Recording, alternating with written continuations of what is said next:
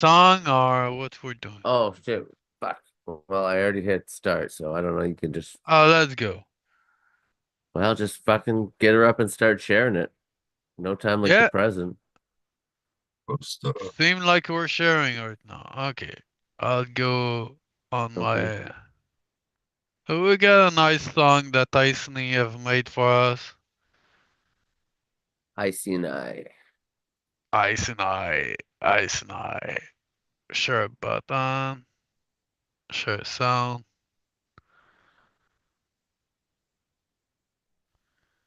Close your eyes, take one breath in, let love begin. You didn't find us by hold on. chance. We This play like two show, things, this it's gonna flag it. vibe was calling you. No, I this was know made this. for That us. grow show, so the soul let it It's grow. what? You're I see an younger, eye made this for us. deeper than trees. Oh, This, okay. that show where we plant beliefs. Miracle vibes in the words we sow. Every time you tune, your spirit grow. Potent speak with a healer's tongue. Words hit different, they old yet young. Coot man chant from a silver crown. Truth so deep, it calm you down. Now listen, your heart feel warm. That's the vibe, love breaking norm. We talking plants, but it's more, you see. It's about what you hold spiritually. 11 sharp, your soul aligned. No mistake, it's perfect time. You tune in once, next week again. You're feeling peace, and you don't know when. That seed inside your mind, water it with truth, and take your time. Let the green light shine from deep within. That grow show where the real begin. You're safe now, you're seen, you're growing. Well, that's it. That's the song that he did for. Yeah, I don't know if I can share it. I tried to copy the. Yeah, if you download it, you can load it directly Yeah, I through. will ask him to send me a file in another way so that I can share it. Yeah, Yeah, it's a good song. that's cool. Yeah, I you can share it under the advanced tab in Zoom, and then you can just share the audio. But that's cool. We can like play that. That's fucking sweet. Thank you so much, Iceni. That is super dope. Yeah, he made the intro song for all all that's green, and yeah, he play a bit with the AI song. So we prompt a couple thing, and so one of the thing that he wanted to do it's hip opera, hip opera, the hip hop with a bit of opera and some reggae. So yeah, it sounds good to me. So Wes, you've took some picture of your plant tonight. give me Uh, 1 second there. Just said all right, responding to a work text there, sorry. Uh, work is more important. it's important, right? Pays the bills. Right on. Okay. Yeah, I got some right here. Where the hell do I have them? Still open.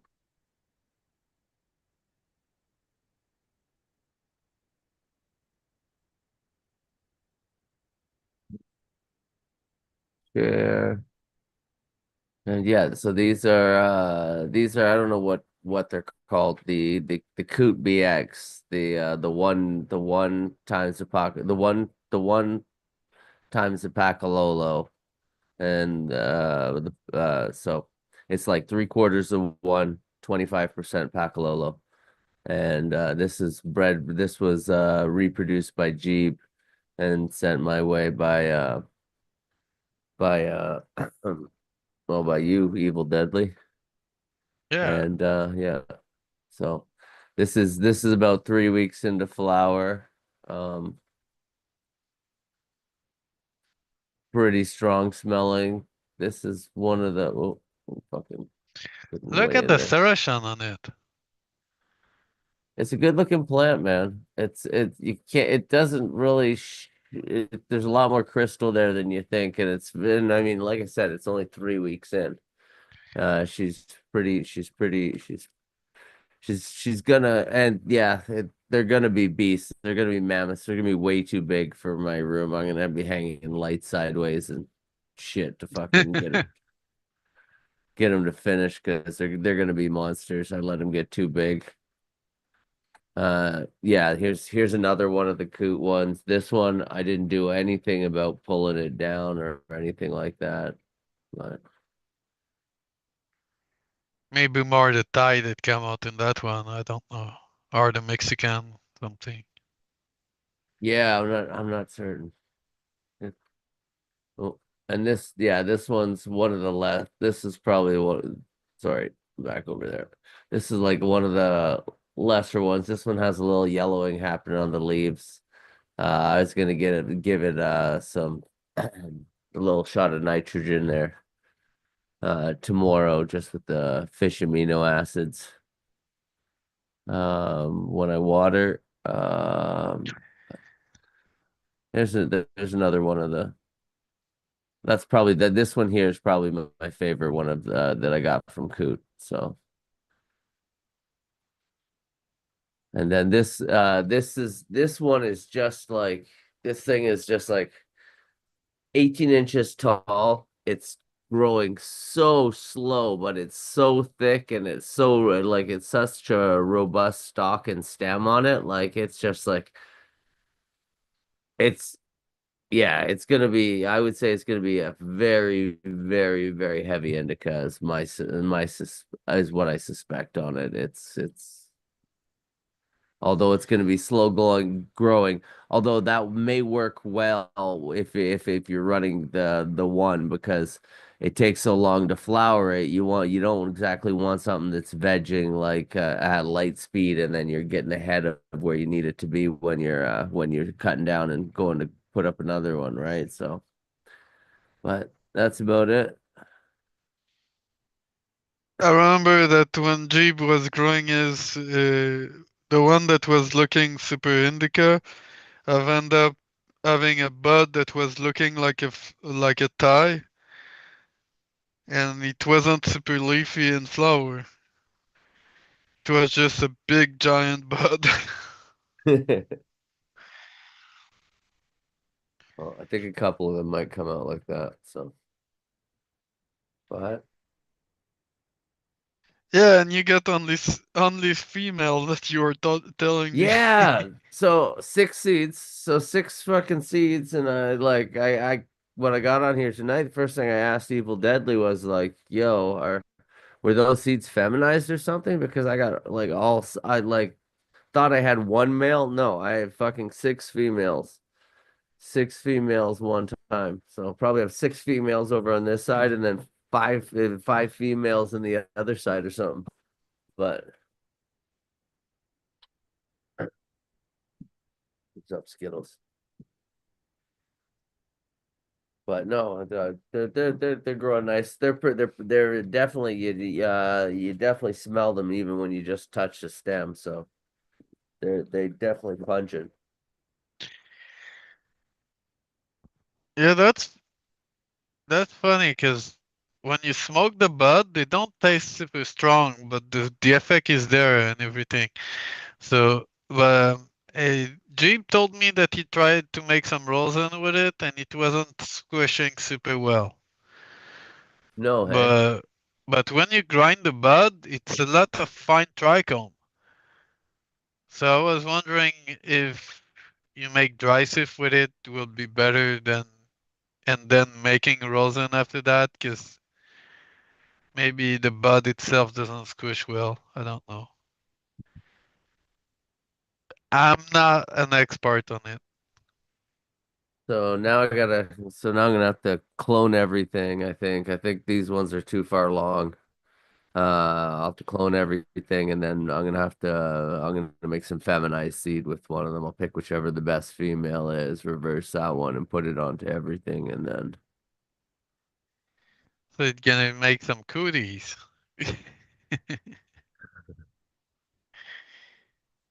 The onesies, make some onesies. It's the one of onesie. I think they're gonna be decap. Yeah. That's cool. Yeah, that's what I got going on. Everything else, all my 5 OGs I fucking harvested just 3 days ago and finally got those put downstairs and to dry and yeah. Right. How's things on the farm, Potent? Things are going well.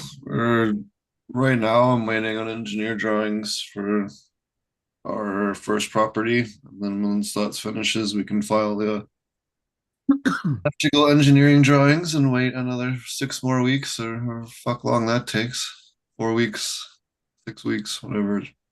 And then I can actually have the info I need to file all my permits. But then we'll be rocking right after that. So yeah, just trying to get everything lined up as best we can so that we can take advantage of the summer and get our construction done and try to get open before the fall, ideally at least partially. So that'll be cool. And then just working on we're about to launch some of our powder products. So that's been a lot of work and just getting everything ready, getting everything finalized with you know the packaging and the printing and all the different 10,000 things you do for that. And what else? Went down to San Fran this weekend in Oakland and went to the psychedelic conference in Oakland. That was really cool. Um, what else? Oh, went to Hippie Hill on Sunday. That was cool, and a couple other places, and was doing some networking down there for. So that was really neat, and it was like cool to like go to Hippie Hill for 420 just because it's kind of like was one of the first places that used to do the big gatherings for it a long time ago. So it's kind of neat to see that. I've been to a lot of cool 420s over the years. We were talking about that before we started the show and like different places that we've spent 420. Oh yeah. And then other than that, just kind of just getting everything ready. We'll be able to finish plumbing the nursery hopefully this week or next week, one or the other. And then we can start getting plants going in the initial nursery where we can do our pheno hunting and stuff. So I'm stoked on that. And Sweet. Sweet. yeah, I'm trying to think of Yeah. I just thought of also out in my grow I almost forgot to mention all the Jack the Ripper that I planted last show. They all popped. All the Chernobyl I planted last show popped as well, and the Shishkaberry Tahoe OG also popped. They've all been replanted and are coming along well. A couple of them looked pretty weak this morning, but I don't know. We'll see if they pull through or not. But whatever, it doesn't matter. I planted enough that we'll be You good say either it's way. one of each that doesn't feel well? Yeah, it was one. It was one Chernobyl and one Jack the Ripper that wasn't looking well, and the Jack the Ripper tonight when I was out there didn't look good at all. Like it looked like it was on its last leg. So it's only about an inch tall, so there's not much Yeah, but there. if it's only one from each, it's not that bad. It can die. Yeah, that's right. That's right. Make it die, man. No, you better keep I the was just, strong one. yeah, I was just pleased anyways that they popped. Like they're such old seeds anyway, so they're plus of 10 years old for sure. Yeah, the same thing when Jeeb have tried to germ the Pandora box that I gave him. They've not popped because they were pretty old. Hmm. They were from the second release of the Pandora box, I think, or something like that, and they've never popped. But when we've popped the Chernobyl, they were 10 years after they've came out. But I keep my seeds in the fridge normally, so that's why they were germing. Even my garden seeds, I keep them in the fridge to be sure that they last longer. You never know when you're gonna pop your seeds, and I think just in a glass container in the fridge, it's better than keeping it in your drawer.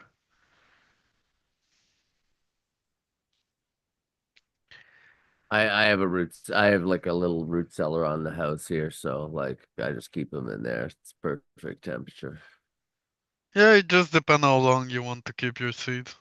Yeah. I've put some in the freezer also, but when you put them in the freezer, that's one shot. Yeah. You don't freeze them 2 times in a row. I had Mm. some seeds back then that we had to keep put them in in the freezer for a couple of days to make them germ. I think they Uh call it yeah, well, stratification. yeah, it just any seed putting it pretty much putting it in the freezer like will increase germination. I'm not sure exactly why that is, but and I've even heard of some that won't do it unless you do it. Yeah, well, the strain I had back then, it was like that. If you don't put them in the freezer, the germination rate was lower. And when you were putting them in the freezer for a couple of days I would and then assume germing them, they were good. I would assume that just means that they're closer to nature, right? They're used to weathering the winter and don't not trying to open before the fucking elements are ready, you know. Yeah, it may be that. Maybe they like the winter.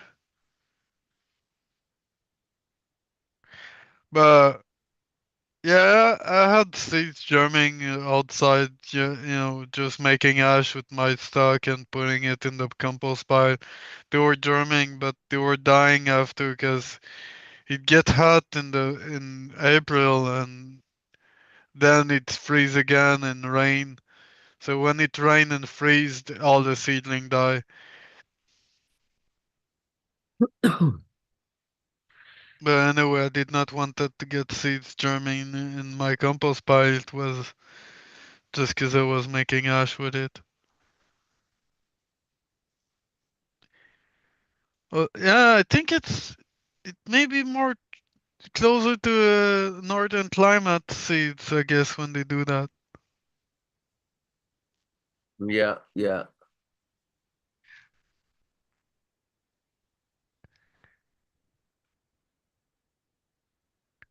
So we got Jason Bean, Supreme Grape, G5. Are we getting other people in the chat today? Hello, everyone.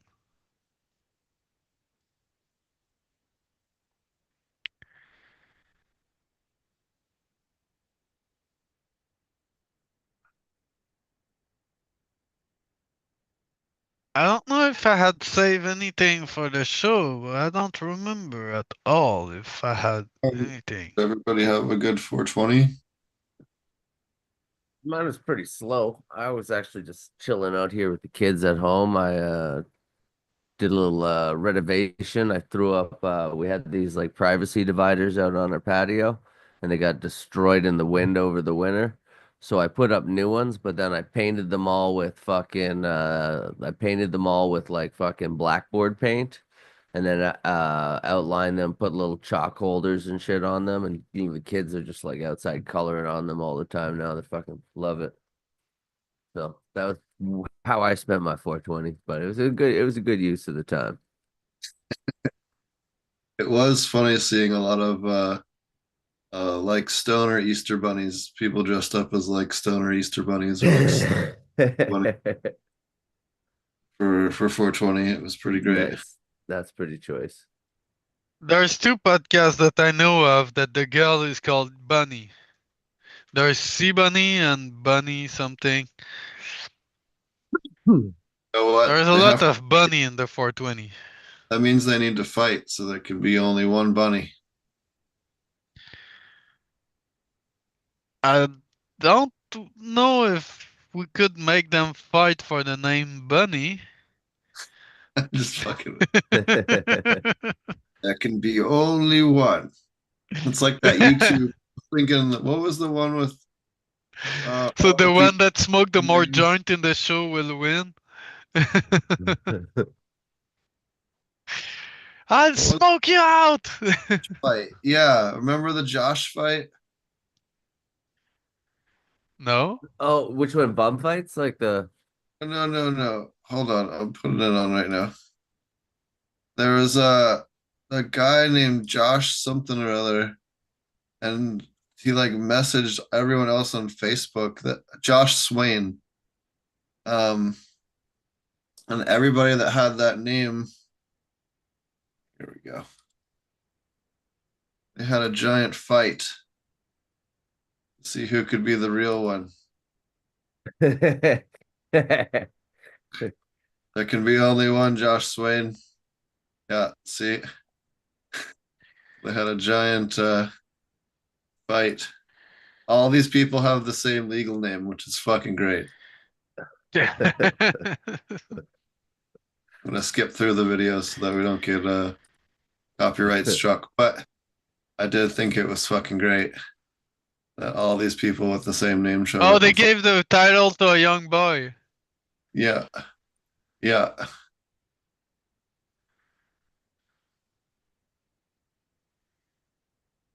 Where is it? There you go.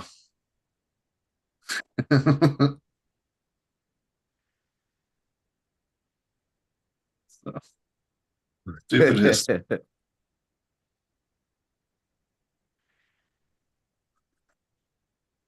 I put out a new video on lactobacillus. It's really good. If people haven't checked it out yet, definitely check it out. It tastes Yeah, cheesy. It's really we good. should pull it up here and do a live Uh, critique of it. oh, we can. Let me where's the thing? Oh, because my fucking download was different now. Hold on a second. I like was backing up a bunch of shit and I say change my download folder and now I can't find anything I download. Jeff and Bean say I was so high I was hiding my own Easter egg. Hell yeah, proper thing. But you need to hide your Easter egg when you're really high so that you won't remember where they've been.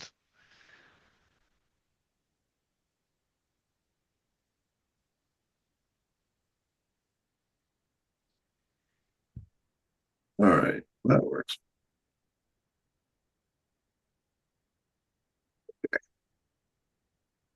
That's better.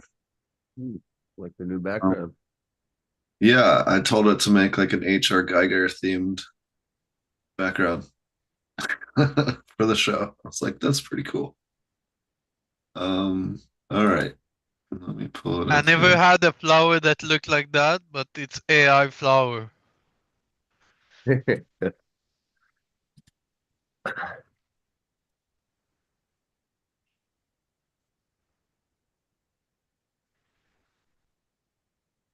There Okay. was a movie here that it was about two guys growing weed in their basement, and all the pot plant were all plastic plant in the movie.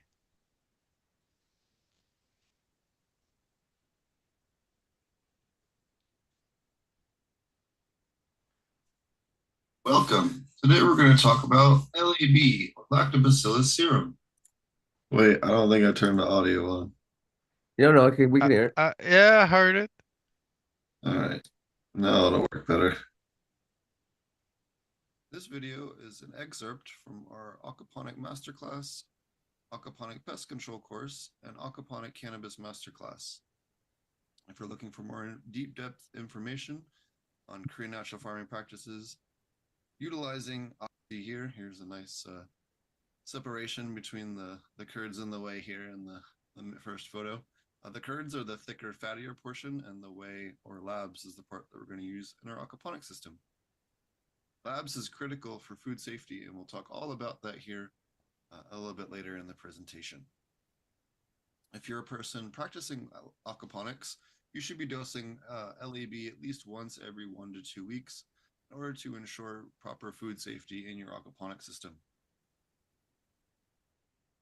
Lactobacillic acid bacteria serum is actually has been used for a very long time. It's used in yogurt, used in cheese making, but it's been used in agriculture for a very, very long time in Asia as a way to eliminate fungal pathogens in particular, but also just increase general plant vigor. One thing a lot of people don't know about lactobacillus serum is that it actually contains a lot of vitamin B and different vitamin B compounds, depending on which species of lactobacillus we're talking about, which greatly enhances its ability to act as a plant growth stimulator. But a plant growth stimulator that you can actually drink, whereas most PGRs you cannot drink. Well, you can drink them once, but not too many times after that. So lactobacillus ferment really, really helps increase plant growth as well as fish growth while eliminating fish waste from the system. So if you have a lot of fish waste that makes it past your filters, starting to get some sludge in the bottom of your media beds, you have that silt that builds up in the bottom of your DWC beds if you're running a bigger commercial system. LAB loves to get in and eliminate all that. That's its favorite food source. It loves to seek out those anaerobic pockets that can cause pH problems.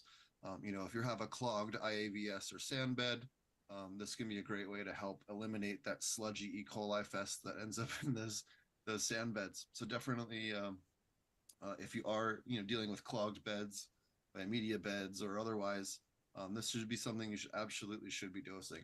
Just remember, if you are using it for the purpose of cleaning up a more dirty system or a system that has a lot more affluent in the system, you're going to also see a nitrogen spike when that starts to break that down.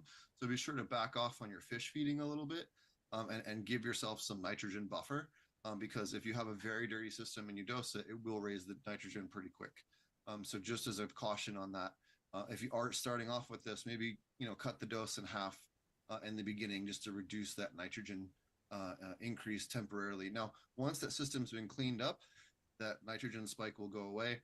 It's just basically consuming that waste that was in there that made it past the filter. So it's putting it back into the water column is what it's doing. So just be mindful of that if you do have a particularly dirty system or very clogged beds or sand, that it actually can be a little bit of a nuisance in terms of the nitrogen spike.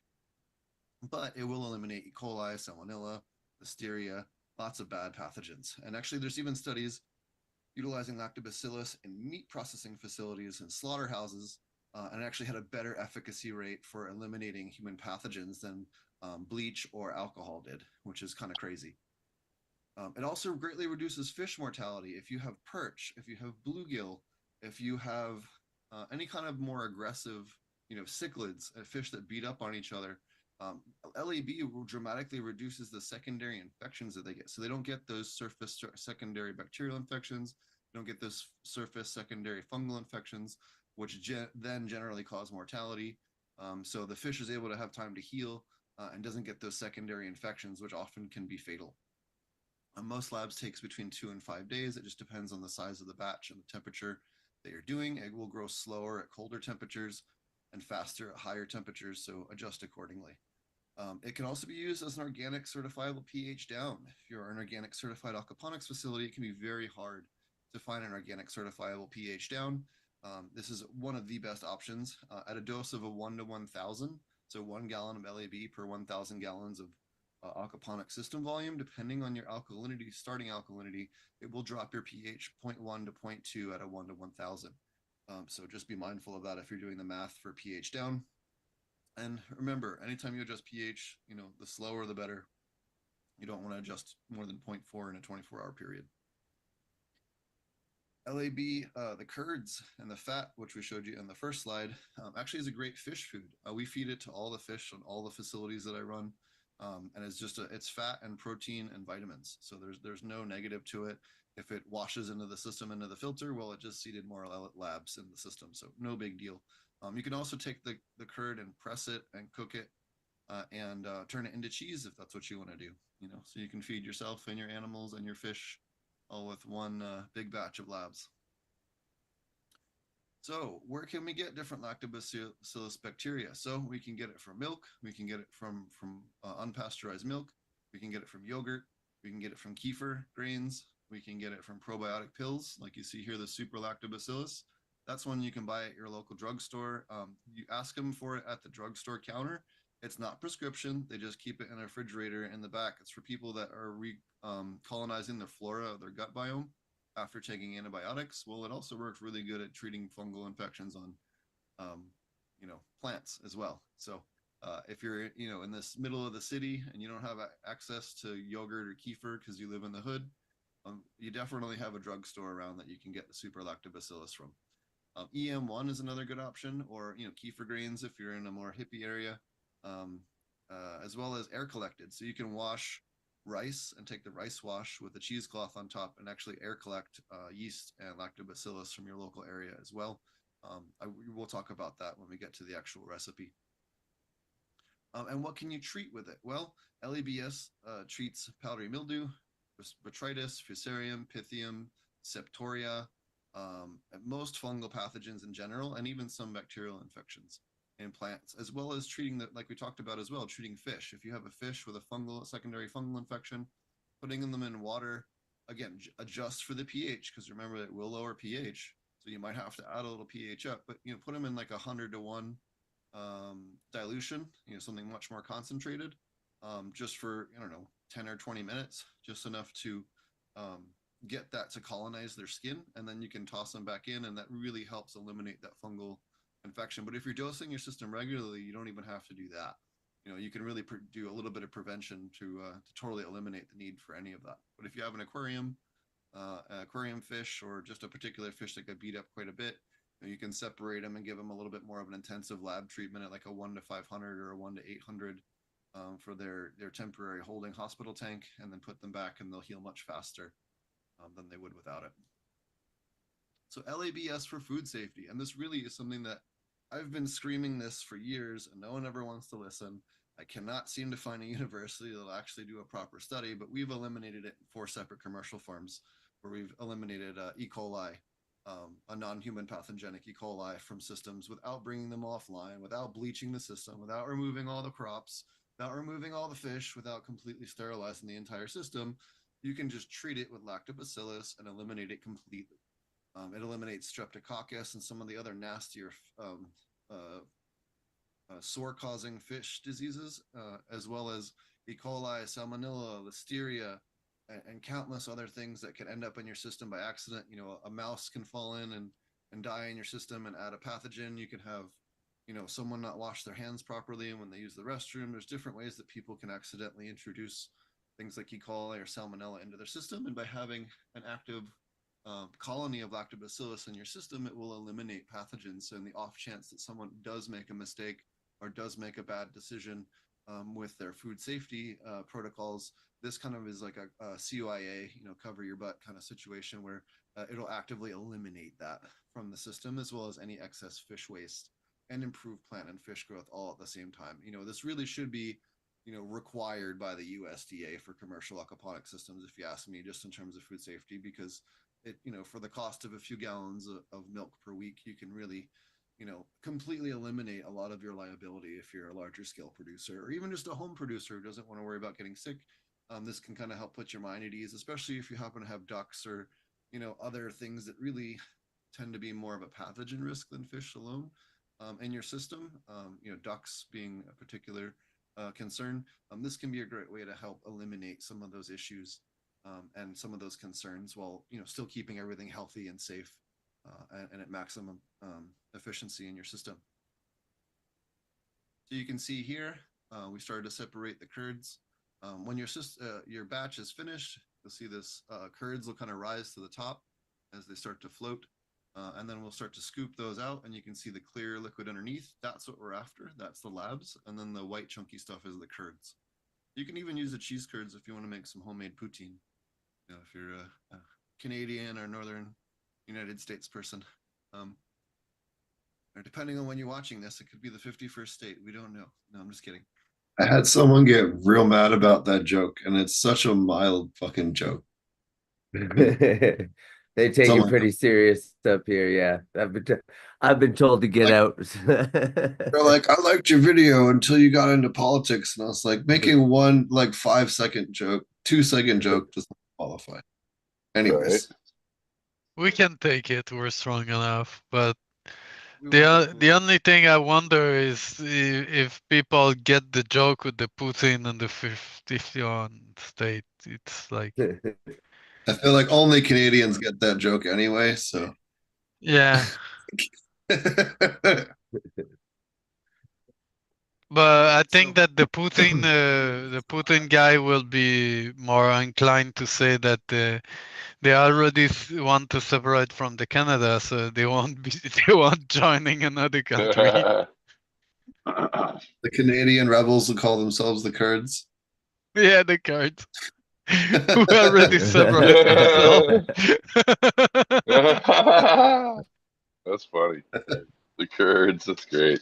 The There's a few Kurds of tricks in there. Canada. The Kurds of Canada. If you want to use it, That's 1,000 great. at their normal maintenance dosage, and you can pour it directly into your MBBRs if you happen to have an MBBR. Yeah, you're doing some lob Or you can pour it into the fish video tank on if you want lob. to. That's Make good. sure that you're doing it. Yeah. I have EM1. I've been using quite a bit of it last 2 days, making more bokashi. So I have 20 pounds of bokashi I have drying. Well, I should say I have inoculating in the bag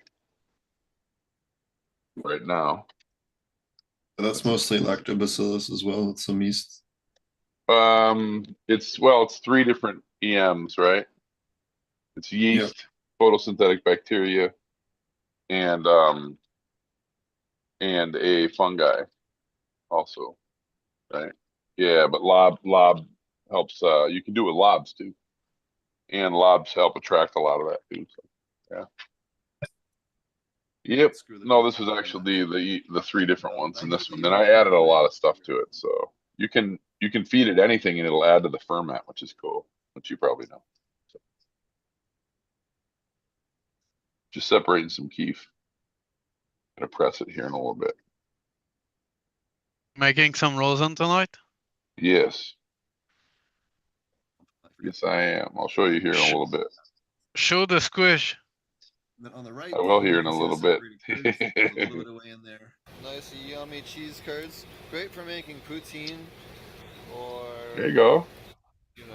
eating. You It's make not too regular bad. I've done chorizo, that before. I've eaten put it. it on It's your pretty soil, good. put it on your fruit trees. I mean, salt and pepper, you have to flavor it, Do yeah. with it. Lots of things you can do with it. Use it to start more cultures. Take a little bit of this. We take, a scoop or two Yeah, of this stuff. I love that stuff.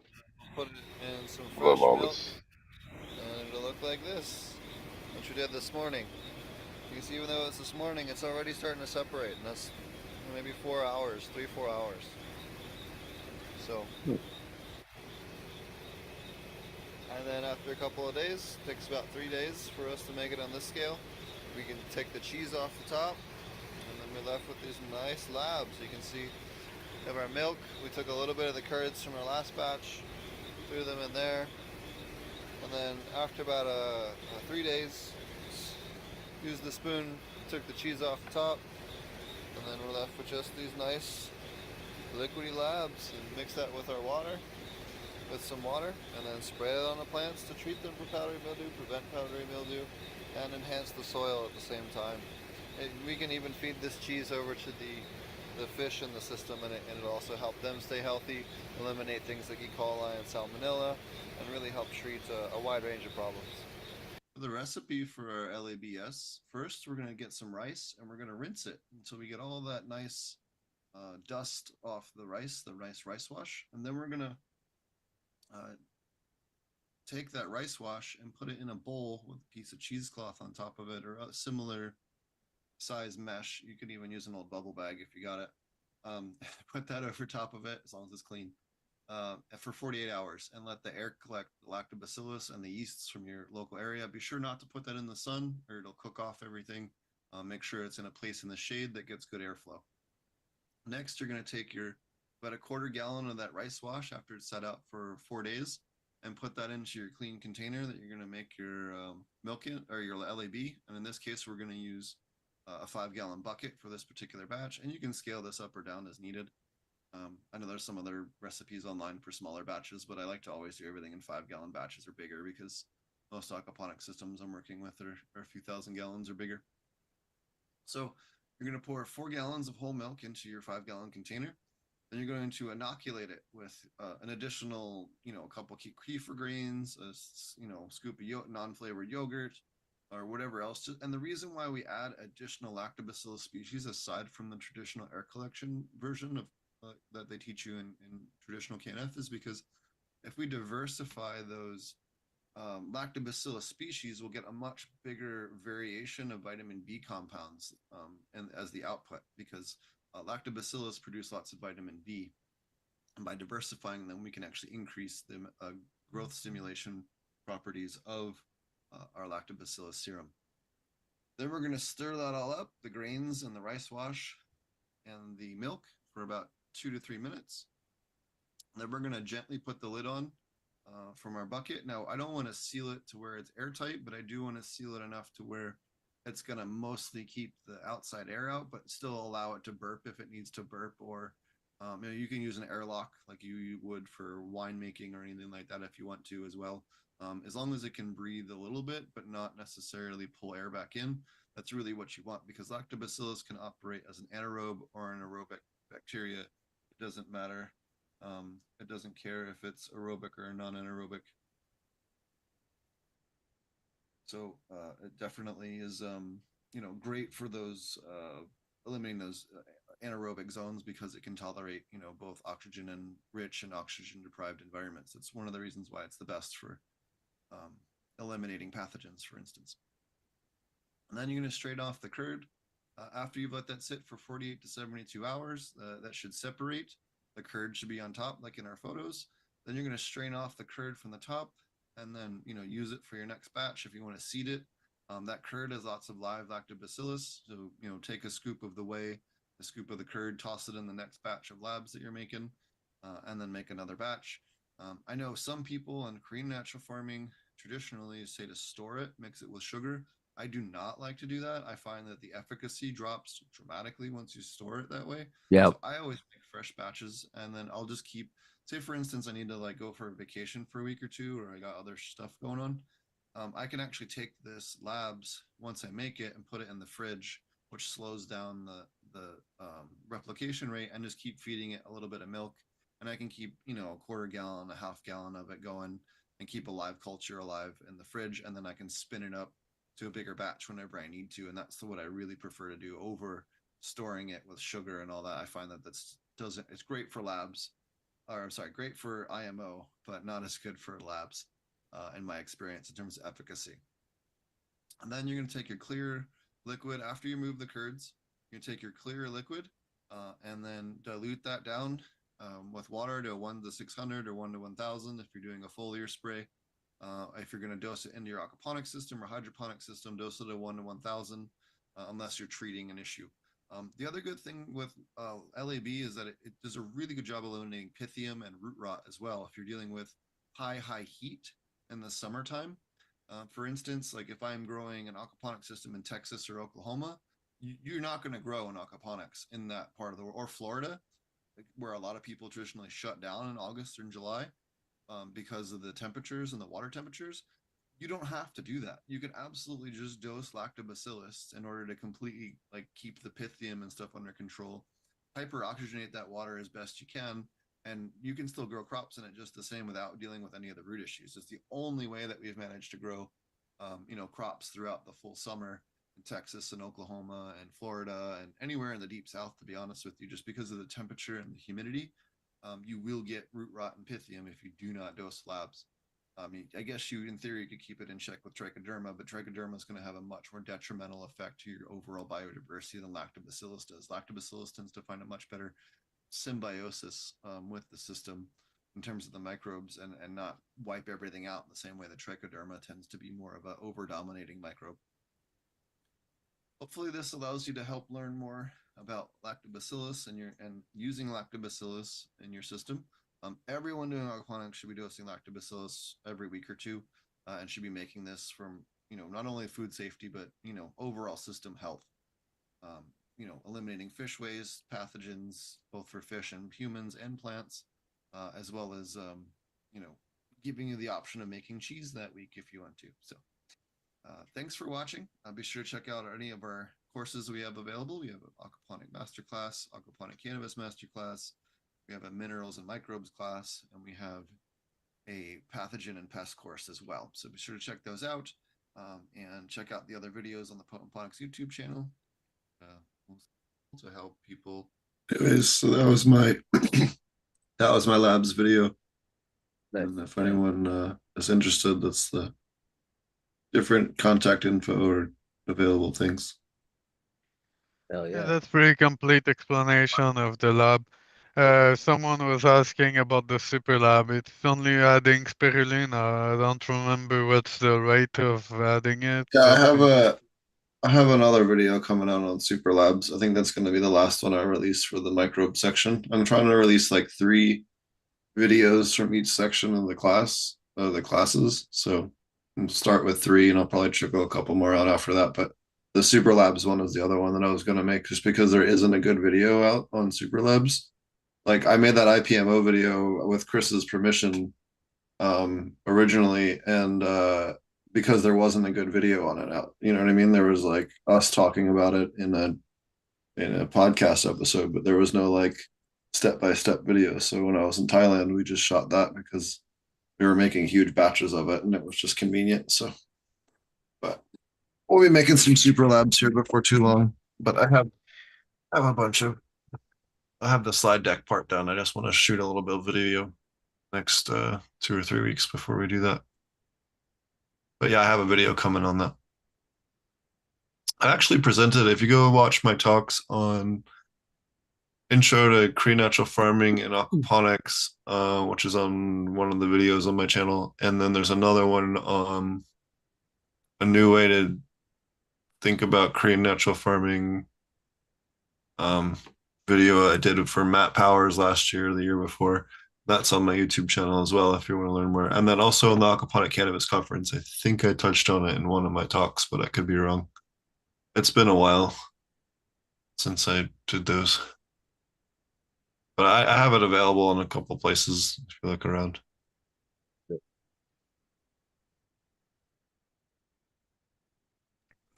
What's up, DB? We have a new person. that's green gas Oh, okay. on IG. Hey, what's up, man? Sorry, I just didn't change my name because someone's also trying to call in, so it's messing with the video.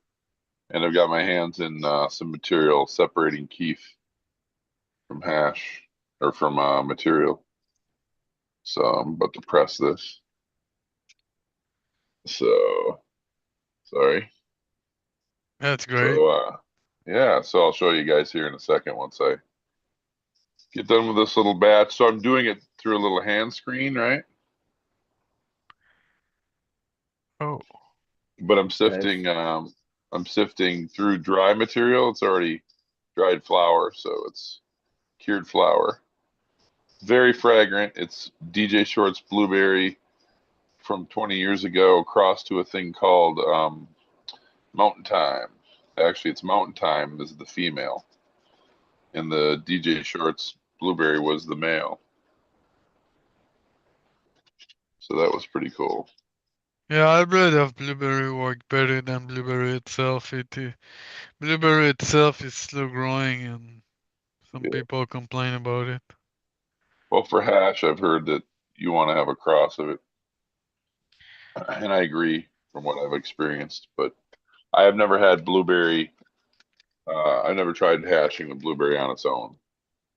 I just heard about it. I've But made I don't ash know. with blueberry Did you? before. Yeah, How did it go? the Was it ash good? was really good. I cannot say about the yield because Right. I've not weighed anything, but the Right. ash was really good. It was tasting like real good black ash, but Mm-hmm. that's the only thing I remember. It's a long time ago. Right. Blueberry was really popular like 20 years ago. And I Yeah. wasn't growing it. I had some friends growing it. But one of the best cross of blueberry was blueberry cross with Friesland that I've Oh grown. yeah. Oh yeah. You Yeah, wait, it guys. was Wait. really, it was really skunky, man. It had that really skunky smell to it. It was Yeah. reeking even in veg. So yeah. Oh yeah. So this is so watch this. This is kind of I might have this might be only enough to fill. This might be enough to fill the bag. Thank you for changing the name. Let's see. Let me flip this around. So from this amount of shake material, sorry, can you It's wait? blur a bit. I don't know if you've put Yeah, Yeah, the bring it a little screen. closer. I've got to take out the sorry, I've got to take out the there's an effect on it, I think. Blur background is probably on. Yeah, where's yeah, how do I get rid of that? I wonder. Let's see, I'll flip it around, but then oops, let me see. Maybe I do this. Oh, there we go. More background and effects. There we go. So none there. There. Let's do this. Okay, so Oh yeah, from now it's good. yeah, there we go. So from this shake, you know, the shake Yep. here, I have that much keef and it's a little bit of mixed flour. Look at that. Yeah, you get about a third of it that is trichome. Yeah, but that's pretty good for a plant, right? Not bad. Yeah. It's worth the pressing. So I'm going to be putting it in these bags here, right? And then pressing Yep. it out of this after I put down some of this. Sweet. Yeah, so I'll be doing that while we're talking. So that's what I'm doing tonight. And we can Nice. see the window of your tent.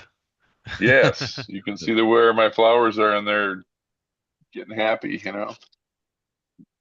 About I 5 to don't like 6. the window on the tent. To me, it's more important to zip it out and look into than looking through a window. But Yeah, I don't look through windows either so much, but I okay.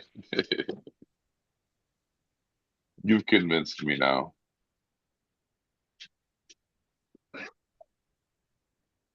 we're gonna peek into the flower tent. No, not too bad. Doo-doo-doo. It's going okay. You know, There's I many plant in it. transitioned these. What's that? Oh. There's many plant in it. 9 plants. Only 9 plants in here, but they're I trained them. They vegged for a while, you know. What's the one So in the left corner? over there, Yeah, what's that? I I don't know right now. I can't tell you. I'm not sure. I think it might be Top GOG by Mr. Split, Okay. or it's I like the shiny leaf. yeah. These right here. These are some cool plants. I like these. This one is a blood pressure. No, that's a Top GOG as well. This one, and then that one back there is this is a blood pressure in the middle. This one here. Sorry. Anyhow, there's like I apologize, guys. I'm a little tired today. It's been a long week. I've done a lot this week. So here's the other That tent. that top GOG, that should be called Andrew Tate. You're right. That's Andrew Yeah, Tate, that's OG. good. Andrew Tate OG, The real G. the real fucking OG, right? Yeah, so we got some flour, and then I got these are I'm waiting to put back in this veg tent. These really need to get in the veg tent. They passed the test, so it's time for them to. So I'm gonna swap those out with the 1 gallons that are in here after, and then take clones off of here. Look at this thing, man. Look at that beast. That's a 5 gallon, guys. That one in the Nice. corner. It's huge. I think that might be. I'm not sure. I think that is Cantaloupe Kush, and then that's Top GOG, and then I think this is the blood pressure. These are little 1 gallon too. These big ones. This one here is a beautiful plant. What's the So company that made the blood pressure? Because I've never heard of it before. it's made by a guy named Sunleaf in Portland. Okay. Yep. Derek. Yeah. So, yeah, these are adjusting, and boy, they need some more. I might need to top dress these again. I just put them in here. Oops. But they are adjusting too from salts. They were in salts, and now they're in organic. So that is a Do you caliber. have That's any my worm casting? yes. It's in there. Yes, and worms as well. So Okay. yeah, Yeah, there's the char. worm on top. There's biochar. There's bokashi on the top. You can see that, right? Oh, these are dry. These need water. Oh man, those get really dry. There's some clones here that are, recovering and just planted, and then one of those there. I got to move the smaller ones up here once I take the clones off. So yeah, got a lot going on, man. So Keeping busy. yeah, it keeps me busy for sure. Yeah. So I don't have much to show, but I've made some mead. So I'm drinking a glass of mead tonight. Apricot mead. oh, nice. I think I'll try to water these a little bit so that they at least get a little bit of water.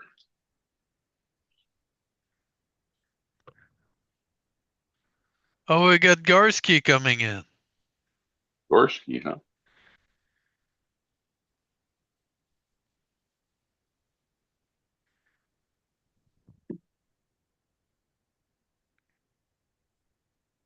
Oh, martial artist said that he's about to order some ingredient for tissue culture.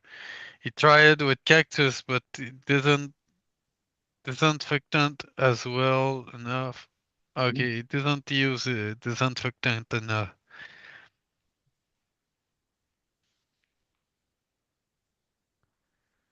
Yo, How's it going? it's going good. Thanks for showing off your girl, man. Thanks, man. Oh. Hello, Garski. Hey, how's everybody doing? Doing nice. Well, Good to see you, brother. Yeah, good to see you too. Yeah, just Are watering you some outdoor? dry plants. What's that? Are you outdoor? You seem cold. Oh no, I'm just fucking getting cozy. All right. Yeah, Yeah, just getting cozy. cool. I've been eating mushrooms lately, so I didn't eat any today, but I don't know. You get that like cuddle effect where you just want to fucking wrap up into something. Yeah. Heavy Yeah, blanket and a big hoodies. Yeah, heavy blankets and hoodies, right? right. Yeah, Should be a festival. Hmm. Yeah, I like little it. festival in your bedroom chilling. Yeah, man. No, I got the chickens, the baby chickens that hatched. Oh, cool. They've been there for the last well, yeah, they hatched on 4/17, so however many days that is. And then one of the baby chicks that was outside kind of in the sunroom got caught in the pallet. I don't know how long it was there, but it had like a hurt leg. Oh So I boy. put it in there with all the other chicks, and they're all getting along right now. So Cool. yeah, 20 baby chicks in the bedroom while I'm sleeping. It's hilarious. Holy shit. Yeah, yeah. Like I hear peeps in my sleep. Man. It's fucking, and the birds, the older hens are getting along with all the pullets, so things are going good, man. Cool. Yeah, looking forward to July, August, maybe have some eggs from them. Who knows? Cool. Yeah, I nice. like Are that. you keeping the chicken all next winter, or are you gonna kill them and eat some chicken? I don't know yet. I was gonna breed the meat ones first because I wanted to see who buddied up with who. Because 20 of them are from my red jungle fowl stock. So I'll get hens and roosters, and I already have 7 roosters. Holy So shit. yeah, so mathematically, I'll probably have like close to 100 birds, and then I'll have like, I don't know, maybe 10, 15 roosters. So that'll be perfect to pair them up and see who wants to hang out with who, because they have girlfriends. It's fucking hilarious.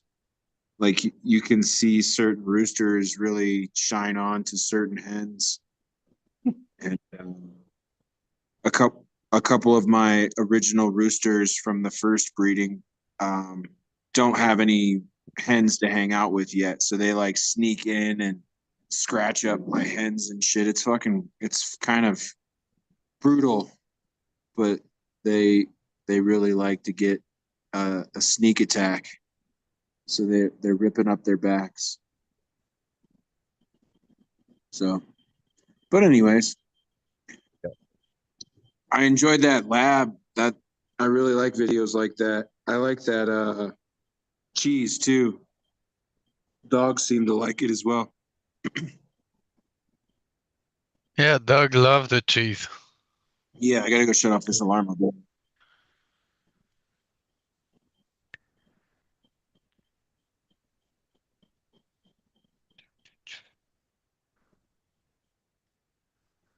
So Wes, so what you're smoking tonight? This is that not this is that 50G. Pretty sure. 50G. Yeah. Top GOG. Yeah, right. Dude. You got the Yeah. top GOG. I got it, man. You got the top GOG. I got it, man. The Andrew Tate. The Andrew Andrew Tate. Tate. I was trying to think of his name and I couldn't think of it. Damn it. You know, like you said blood pressure, but I thought you said blunt pressure earlier. Oh, Blood pressure. yeah, no, yeah, blood pressure, man. I got the blunt pressure, Pressures. bruh. I got to write I'm trying to roll a blunt, bruh. What is the Pressure blood on. pressure medication? Is that like just cocaine or something? Yeah, right. Crack. It's Lower fucking my blunt blood pressure. I gotta lower my blunt pressure before I roll this blunt. Right. Yeah, that's funny, right? What's in the blood Like- pressure? Oh man, there's so much shit. I can't even tell. I couldn't even tell you. It's super hybrid, but it's got like dragon blood and all this wild stuff, you know, like That's what I was gonna guess, dude, because I got a dragon's blood white widow. Fucking the dragon. Does any of your stems bleed? yeah, this one will bleed if you get certain phenos. I didn't Yeah. get any. Yeah, I didn't get anybody asked. He told me to watch for it. Yeah. It's weird, dude. It's an orange, like tangy terps, which I hate, but they're crossed to like turkey stuffing, bro, like sage. Yeah. Yeah. It's crazy bro. weird, bro. Yeah. I fucking last You year, fucking dude, know about that terp profile? It's weird, bro. dude, I got one that was like provolone cheese, stuffing, turkey, and I was just Bro. like, the fuck, yes. I know, dude, right? It's so weird. So like, and I gave some seeds out too. So that's funny that you had some dragon blood. That because I had some dragon blood the year before too. And I had Weird, them man. turkey sandwich terps, dude. It's so So- weird, isn't it? They're fucking Yeah, weird. yeah. The daughter of the guy from Humboldt Seed Company, she was out there smelling some plants one day, and I think they had like some like turkey terps or fucking meat terps or something like that. The meat terps are Yeah. interesting. They're wild. They are. Fucking yeah, that'd be an interest. I wonder what the effects are like. Well, if you got the T-bone OG, you know that you're gonna get hit by sideways. So I don't know. I don't know. Meat So, terp, it's so, so, interesting. so the effects are like a nice sativa clear with some body high, right? So it's got that indica in it too, right? So but it's more of a sativa dominant strain. It's pretty wild. But Nice. it's a day strain. It's a nice day strain. It's not too racy, but it's not too stony either, right? So you can kind of work with it. You know It's what I all, mean? I mean, it's what, you know, it might knock somebody's dick in the dirt and might have somebody want to clean the house. Right. Yeah, it's that. Yeah, totally. Yeah, It's with one of those, those where it depends on who it is, right? for I've sure. never tried to clean the house with my dick in the dirt. You should I try it. tried last week. I Yeah, it's should pretty try. cool. It's pretty fun. You got to be really stoned though when you do it. Yeah, I gotta walk around my house with my dick in the dirt. Can I There you use go. worm casting? New strain named Dirty Dick. Right. Oh man, you smoked a dirty dick, bro. Okay, what? Bro, Yeah, smoke I the think dirty dick, Gursky should bro. come out with a It's name just, like that. You got enough cross. You got it's the just mad scientist. Yeah, okay, mad scientist. But what about the dick in the dirt? maybe he's just really into rusty trombones. Oh, bro, dude, that's gnarly. I can't comment on that. Oh gosh, that's hilarious. That is sweet, man. So what's up? Hey Steve, so like when you said no colleges would do the testing for taking away E. coli in the water, what is it that just don't have the funding or they don't want to do the class or you couldn't do like a Because project and get them to follow along and do a white paper with you? because people in aquaponics that work at universities tend, not all, there's a couple that aren't, but for the most part are just terrified of adding microbes to the system and won't do it. Like Really? there's this like phobia of like soil microbes in aquaponics, and they like don't want Oh to my admit that god. it's like a living soil, like aquatic soil type system and not a hydro system. So because it kind of goes against the initial dogmas that have been taught to a lot of these university people, they just don't want to deal with it. They're just like, no, we're not going to put some random. I literally had one, and this is a dude that's like pretty well respected in the industry. Was like, why would you put bacteria from cow and the stomachs of cows into your system? And it's like, do you know how that got to the stomach of the cow? Because it Yeah, ate it from right. grass that had the lactobacillus on it. Like, come on, I man. mean, Like, dude, like, and you're wake the fuck up, bro. yeah, and Sorry. it's like that this comes from the soil and from the grass. That's how it ends up in the stomach. But like, why are you like they're so close-minded on any of the Nah, KNF stuff in the aquaponics world for the most part that they it's really are. frustrating. Well, and they're also very protective, like every other discipline. I got those. I call them, cred whores, and they sit in these on these panels, and they nod at each other's shit, knowing they're mediocre, and playing a game that they're all going to act like they're not. Oh yes, doctor. Oh yes, doctor. And it's just, dude, I've got like almost 4 degrees.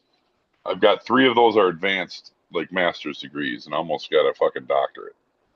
So I've been around these pukes a long time, bro. I mean, like, sorry, but I don't think much of professors anymore. I've dealt with too many of them.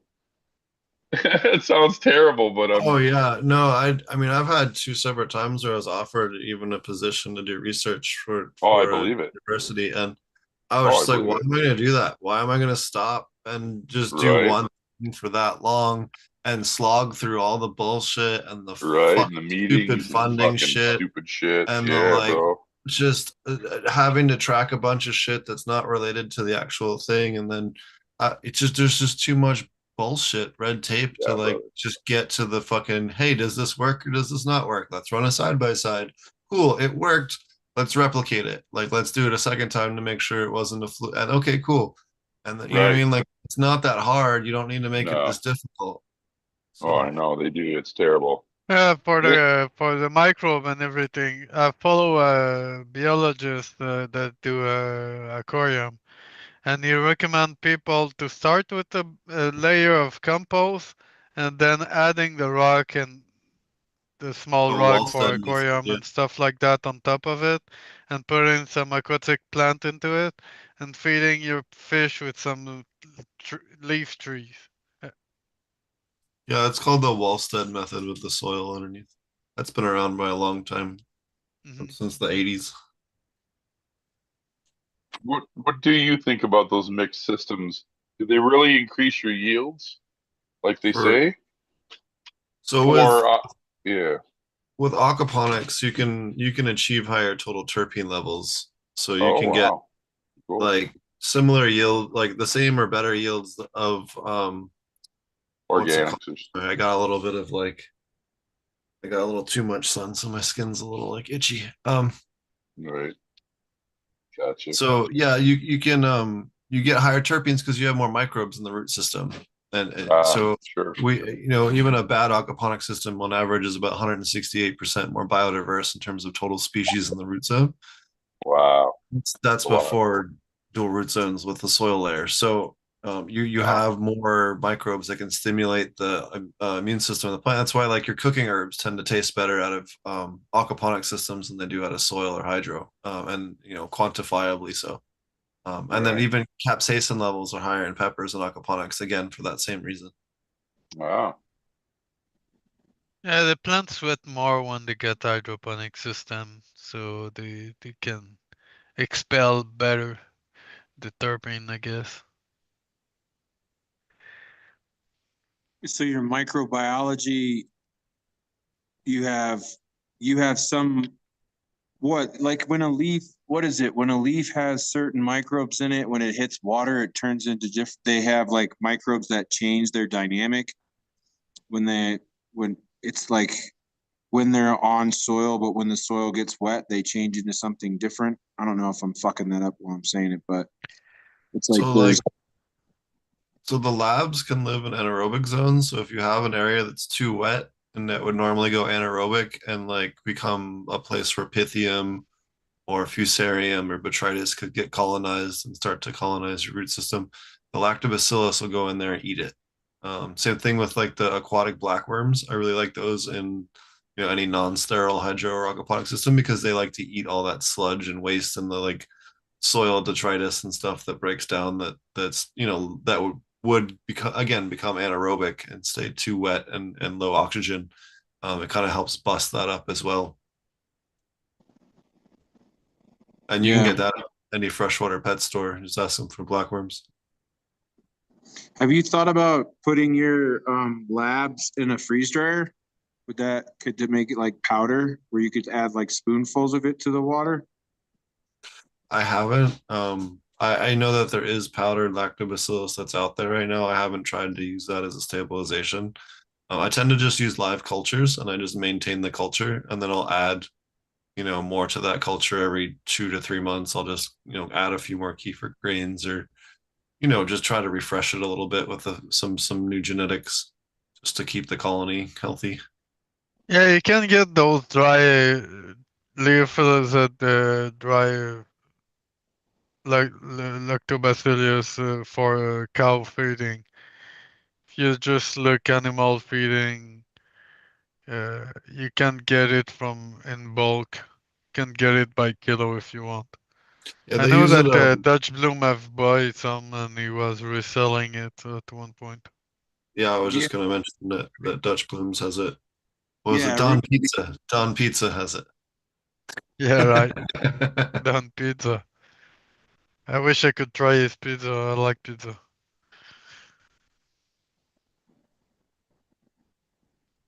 yeah, man. Yeah, I haven't talked to Dutch in a while. It looked like his plants were doing pretty good the other day. Yeah, I've seen a short on IG that his plant was growing through the light, so I guess they are good. Yeah, He's the yeah, that was his like clone video or whatever. Yeah, right.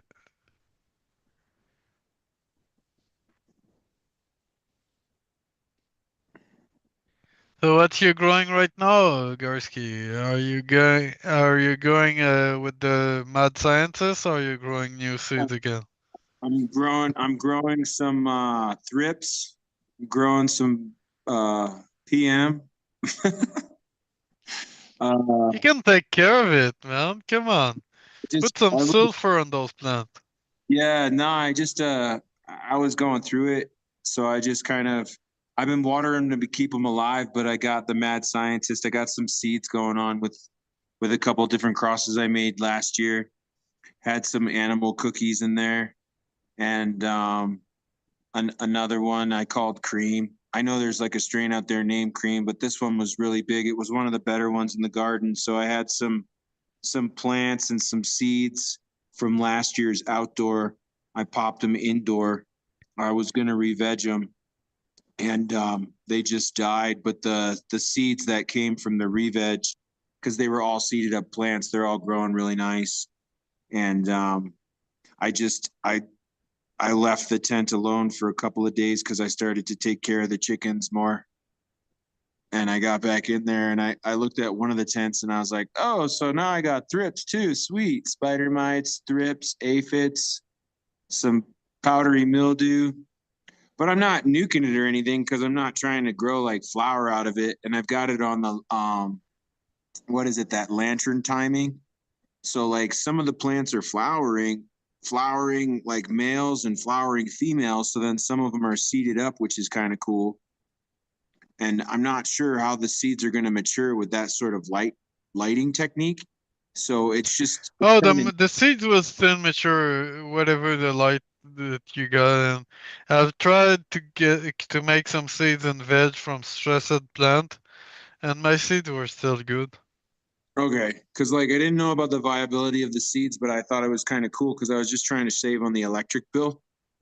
And then some of the plants actually flowered in that sort of timing. And then other ones are just staying in veg. And I've got some pretty like really healthy males and really healthy females, and some of them don't really have too much of the PM on them. So just doing some stress testing. I mean, it's nice. There's a few plants that are actually surviving through it. So I'm just looking forward to basically um, June so I can start putting these plants outside because I would have already taken them out of the tent and putting them in one of the rooms, but instead of using the rooms for growing, I'm using them for the chickens. And then I put up some fencing, got some electric fence, and I'll be putting all of the birds outside and I'll be able to have one of the rooms back hopefully for like 30 days to get everything healthy again before I start putting it outside. But I'll I'll be popping some seeds outside in the next several weeks. I'll just be putting a bunch of plants, like full plants or branches and shit like that, with hundreds and thousands of seeds out there, and then see what survives from the chickens because they're ruthless. They fucking dig up everything, dude. Like, so unless I fence off outside this year, because last year I had the benefit of them being smaller and less. I only had 13 chickens outside, so they weren't doing too much damage and they were immature. Now they're fully mature and they're like anywhere I've planted seeds, they've gone along and like dug them up and they'll take like dirt baths and stuff. So I'll have to be a little bit more technical about where I plant this year, I think. But Yeah. maybe just putting a bit of chicken wire around the place that you. Yeah, for sure, man. And then I've got some of those posts that you can put in the ground and then wrap the chicken wire around it. So once I like I'll save my circle garden and I'll plant a bunch of stuff in there and then I'll just put the chicken wire around it and call it good and just water it and then let the plants grow wild and see what happens. Or maybe I'll just take a break from plants. Who knows yet? But this stuff in the background, that was this one right back. This is the fence line right here. And that's all like non-manicured, just letting it go wild. And water less in the end of the year, and that's when the leaves start to drop off themselves. As long as you take seeds from the healthy plant, the biggest one, and you're good to go. Yeah, I mean, like all of them all of them have basically had a chance. And then I'll look at the bags of the seeds of the plants that I liked, and then I'll take handfuls of those. I'll put those on a platter, and then I'll take the flowers and literally like chew on them for a little while and let them sit in my mouth for like, I don't know, a couple minutes or so, and walk around barefoot in the garden and then spit them into the soil and then rake them into the soil. And then that's what I've been doing the last couple of years. So, and that's what I did this year too. But then I noticed that a lot of the seeds got dug up from the chickens. So I'll have to do that technique again. But there's another part of the property that's fenced in that's away from everything, and it's got a lot of area. And there's a tap for water there too. So I might just do it on the other side of the property, away from everything, sort of away from all the noise. Because I'll have a ton of birds outside this year. It'll be fucking insane. So it'll be fun. Chicken party. Yeah, dude. And they can eat all the leaves, and then because my goal is to have it to where I can grow hemp and feed my birds my seeds, and maybe someday have like seeds that I could sell other people to. I just, in this area in particular that I'm living, I think I could. There's already a hemp farm somewhere in Montrose. So I'm not sure about all the neighbors, but I haven't really seen any grows other than just corn and shit. So we'll see. All exciting to get new growth from, when you get a mad scientist like that, you just grow the seeds from the healthy plant and feed the chicken with the rest, right? You know, that would probably be a good call. I let everything go in the sense of like big, small, fat, tall. It doesn't really matter as long as it has like a nice color or a good nose to it. So if it has like, because I just listened to this guy the other day talk about how he selects certain things, and he says he doesn't like the wispy males, and he doesn't like the ones that finish first, and the ones that flower first. He likes the ones with better structure. And I was thinking to myself, well, he likes flower. He likes to smoke flower. I know other people that like to make hash, and other people that like to wash. So they like open bud structures, and kind of the taller one might be better for washing than a dense fat one. So, you know, I try to let it all do its own thing, and then when I get a feeling, I'll go to the bags. I'll remember what the plant looked like, and if I didn't like it so much, but I still think it belongs outside, I'll take a few seeds, maybe like 20 to 40 seeds. And if I liked it a lot, I'll take a full branch and have like a couple hundred seeds and let those be more prolific. And then, you know, if it snows, then it knocks down 20 or 30 of the ones that I put out 100 of.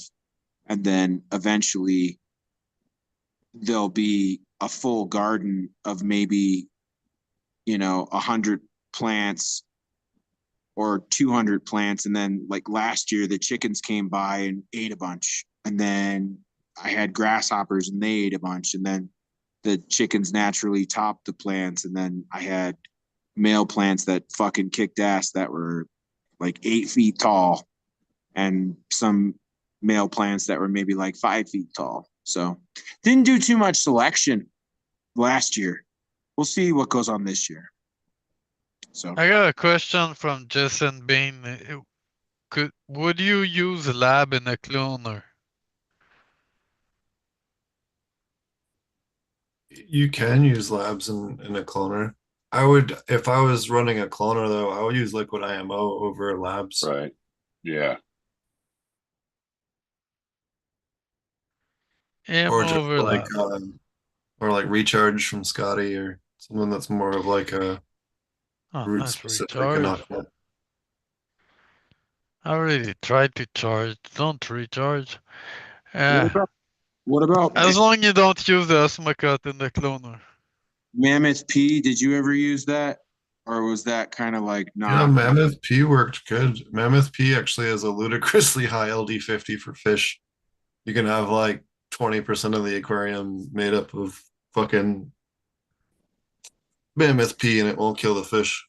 It Yeah, was like I really the highest lethality dosage I think we ever tested was the Mammoth P actually. Super, super safe.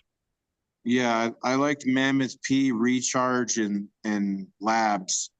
Like They my have kids fucking love I don't know that. if I don't know if he released it publicly because I get test stuff from him once in a while. But he had a silica version that was really good. And I don't know if it got released or not, but that was a really good product. I liked it. I liked how I could go to the grow shop and then get some samples of Mammoth P and samples of recharge when it first came out. It was pretty cool. Remember when they used to have the shotgun shells? Uh-uh. You recharge in the very, very beginning. I've known them since like they launched their podcast like 4 or 5 months before I did mine, which was like right when they started their company. And they used to have shotgun shells filled with recharge and you could like shoot it into your garden if you wanted to. And then like somebody got popped in trouble at an airport and it was a whole thing. That's hilarious. Yeah. See if Are I you can find a picture.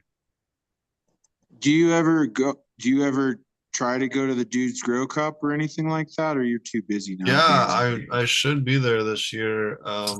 Fingers crossed. I'm planning on being there. I might not make it, but I should be there. Yeah. Yeah, I was didn't get a hold of Miles yet. Do you talk to Miles at all? Miles Felipe? Yeah. Yeah, I was just talking to him today about recording a podcast episode. Okay, cool.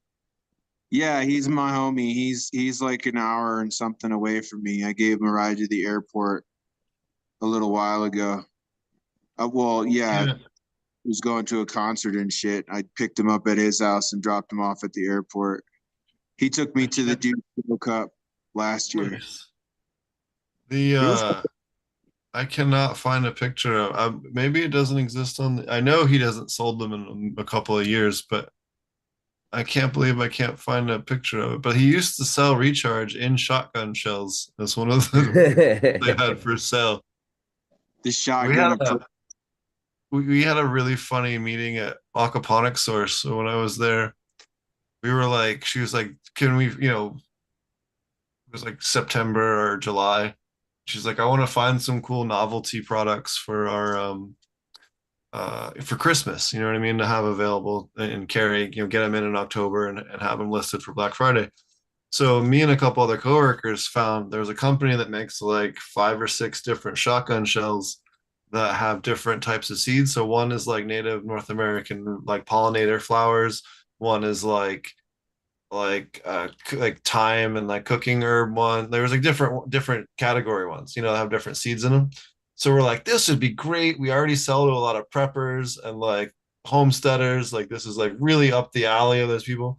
So Sylvia, the owner of the company, was like horrified that I brought it up. She's like, we're not that kind of company. None of us, we're all hippies here. We don't smoke and or we don't shoot guns and stuff. And then she's like, how many people here are gun owners? And every single person at the table like raised their hand. And we're like, no, you're literally the only non-gun owner in this entire meeting right now. It was really funny. Yeah, I got up early this morning to go to Murdoch's to get me a pistol, and then they were already sold out. I got there at fucking 8:30. They open at 7:30, and they already sold out. I was just like, fuck. But regardless, yeah, man, you gotta have a few weapons at your house if you live in the country. Never I was know. just there's a guy who's a serial rapist that may or may not get let out, and he lives close to a friend of mine who's um lives well. She's like the female half of a couple, but her partner is working out of state right now, and she was like panicking. And I was like, "Here, look, you want a Glock 27? It's nice and small, compact for a woman with smaller hands." Like, walked her through the whole thing. You don't want a weirdo that fucks cereal bowls. You know what I mean? Then it's fucking weird. Well, I told so there's a public hearing on it at the beginning of next month, and I was like, I wrote a letter in there, and I was like, look, a fucking dispensary can't be 1,000 feet from a fucking school. Why can this dude be 1,000 feet from women or children? The That's a hypocrisy. legitimate fucking argument, right? Like, it's the same No, fucking reason, right? It's a safety setback. Well, and it has legal precedent. Why should that not apply to someone who's far more dangerous than a weed store is?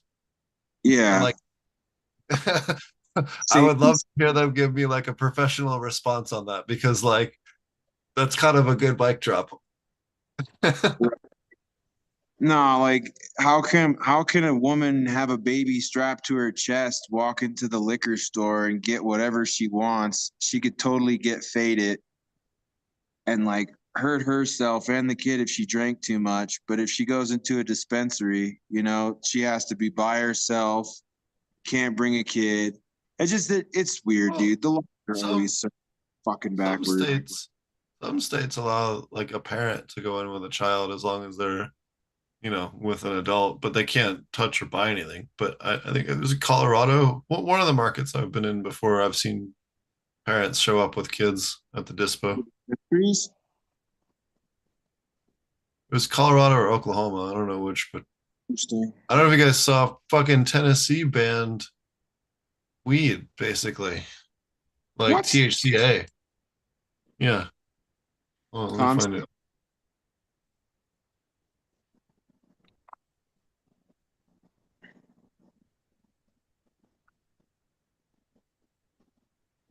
What are you guys gonna do your episode about?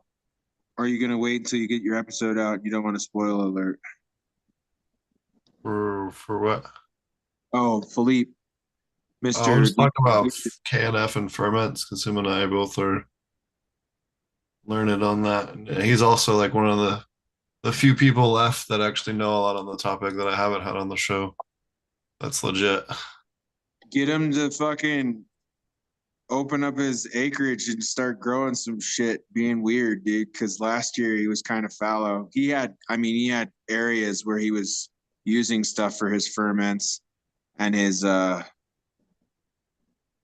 product. But yeah, it'd be Yeah, so cool. they're gonna get rid of Delta 8 and THCA, to get rit of all, intoxicating cannabinoids in the state, which is Oh, fucked. I'm so glad I left that shithole state. We only Tennessee's want crystal meth. Yeah, like there's no, I mean, unless you're into country music, there's really nothing redeeming about it. Like, so I've been around the world, and this is why I'm bitter about it. I've been around the world, okay, all over the planet. I've been to the jungles of South America. I've been to the Caribbean. I've been to Africa and fucking savannah and jungles there. Southeast Asia.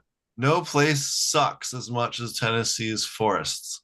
You got pinworms. You got like different types of chiggers. You have different types of fucking Lyme disease and ticks and the meat allergy ticks. Like usually you get one or the other. There they got both. So you got swarms of mosquitoes. There's just like more parasites in the forest there than like the goddamn Amazon jungle.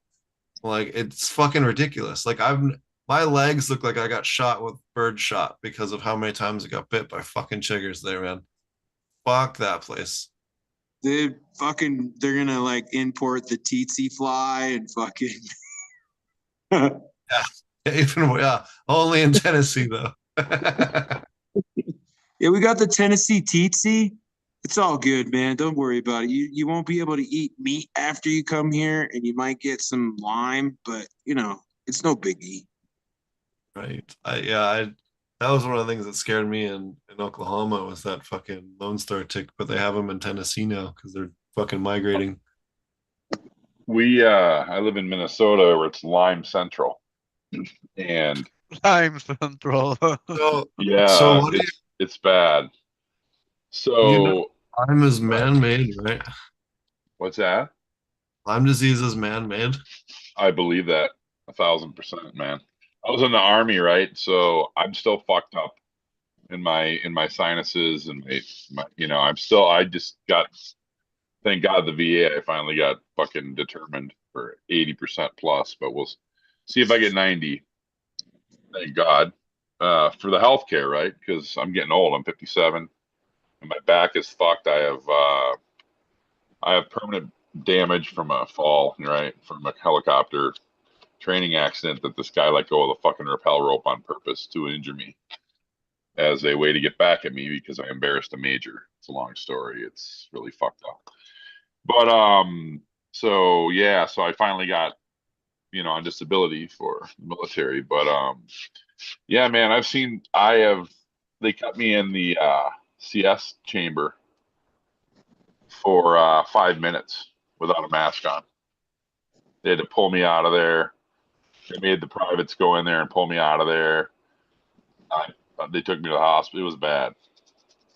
And I have rhinosinusitis, or I have what do you call it, rhinitis, or I've been gassed by CS gas, and I can say that it smelled like a drug that I've took when I was a teenager.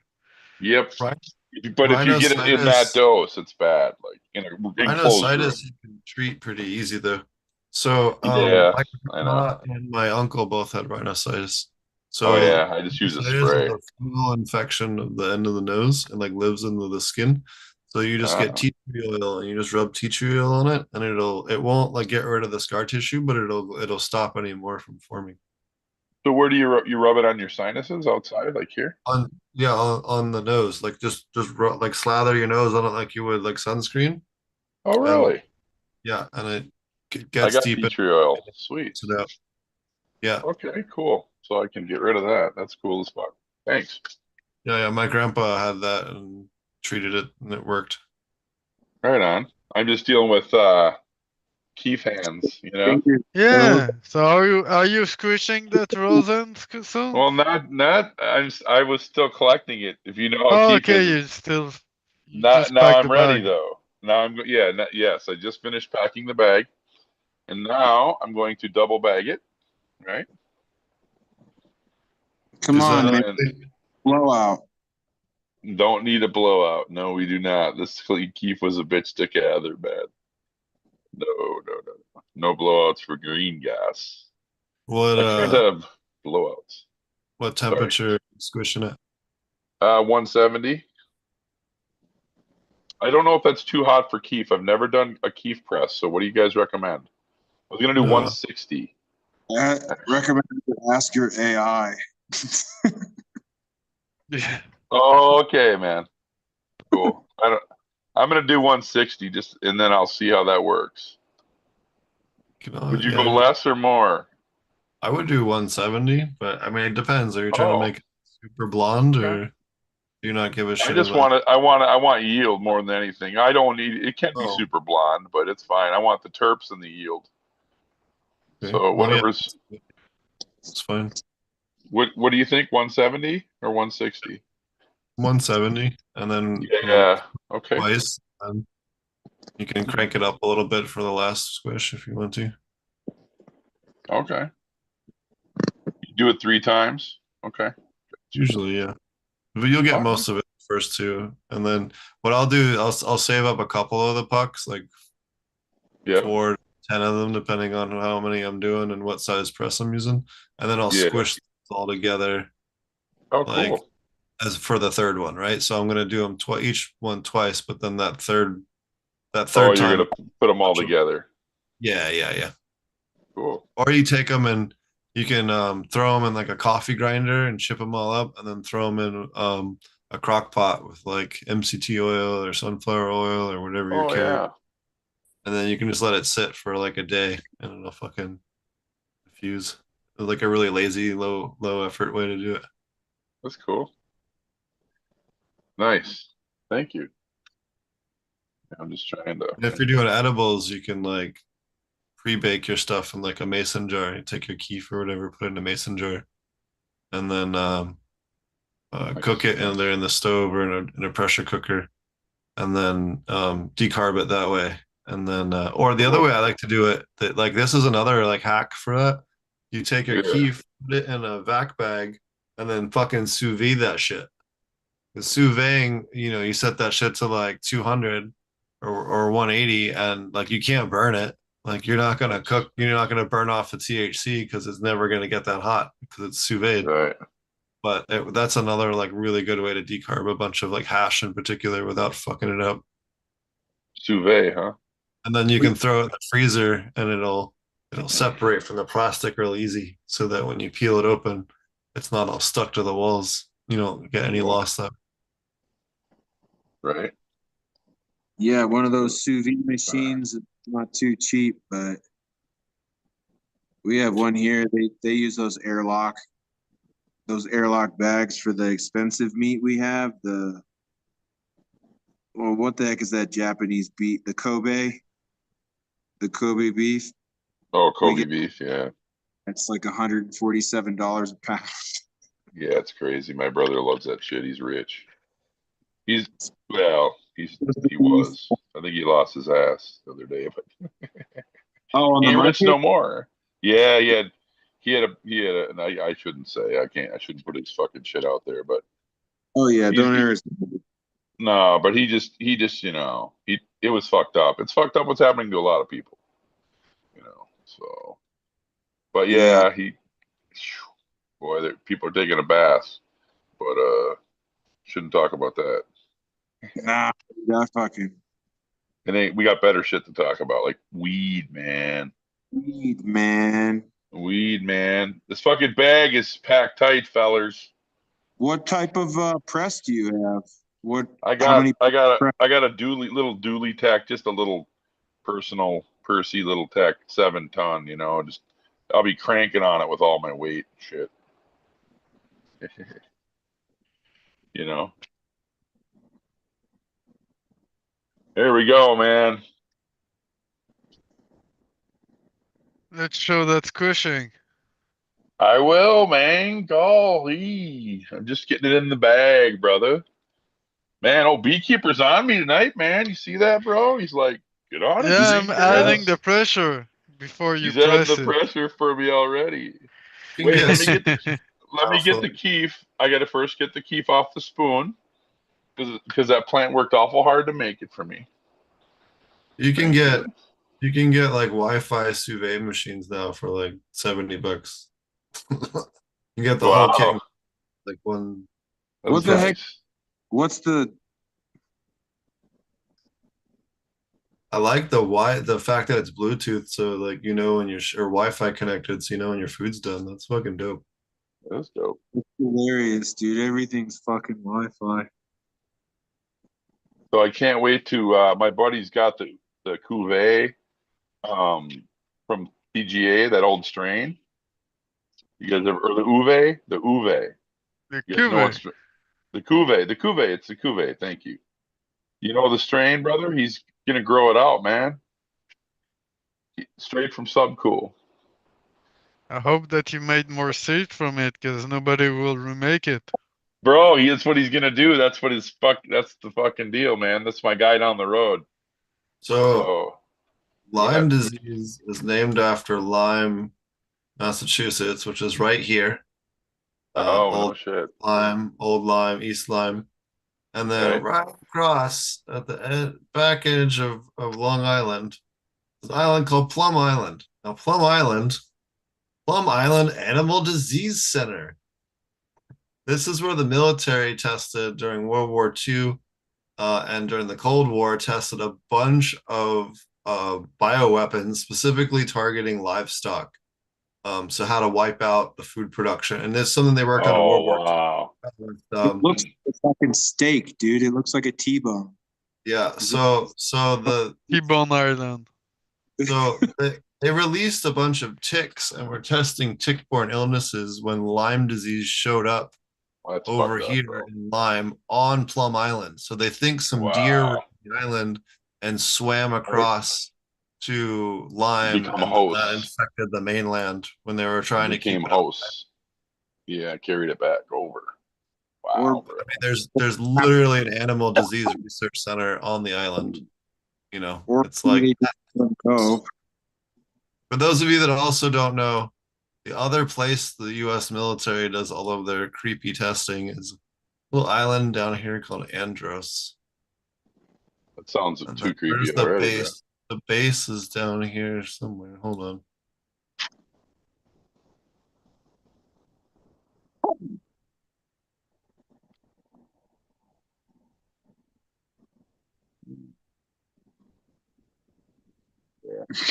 Yeah, here you go. Right here, this facility is like the other place that the fucking government does all their weird bioweapons testing and GMO animals and all that fucking weird shit. And they're right on the beach where they Yeah. just like dump all that shit in the water. Yep. But that's where, like, you know, if you believe in the superstition, so the chupacabra was made or released from is this specific base. That's where they made the platypus, man. That's yeah. Oh shoot. Bioengineered duckfish. Right. All right, man. Your But yeah, plate. they have a Let's see. whole there's a whole You guys see? submarine base there and subpens and stuff Mhm. as well, like built into the island. So I better put. I don't think this is gonna squish that so much that it's gonna leak. Should I put a glass here? I bet I should. Yeah, you Just should. in case, man. Dribble some in Yeah. your tongue, bro. What's that, dog? Dribble me some. Do you think I should use a more than a 5 gram hash jar? I think that'll be enough, won't it? I don't think so. You don't have 5 gram in it. I know, man. Just let me have my fantasy, bro. Just kidding. Okay, bro. I'm just playing, bro. I'm just fucking around. All right, man. So I'll show Beekeeper. I can't hold the phone and press this, so you're gonna have to wait. Sorry. You don't have Too a bad. fucking phone stand, bro. Come Oh on. man, fuck, man. All right, man. I'll fucking do this. All right, man. I can't see myself, man. How You about have can a you lot guys of see? pressure tonight. Can you guys fucking see? I know I got the pressure on me, man. Yeah, dude, you're doing right. You're doing it all right. No Can you pressure. see it? Can you see it, man? I can see you. Yeah. Can you see the press, man? You can see the press. All right, let's go. Okay, so You can Jack zip up the and handle to see it more. what'd he say? What's he say? Nah, nah, nah. I don't need watching him nothing. jacking it. He's jacking that rosin right into the press. Oh, get that fucking rosin, baby.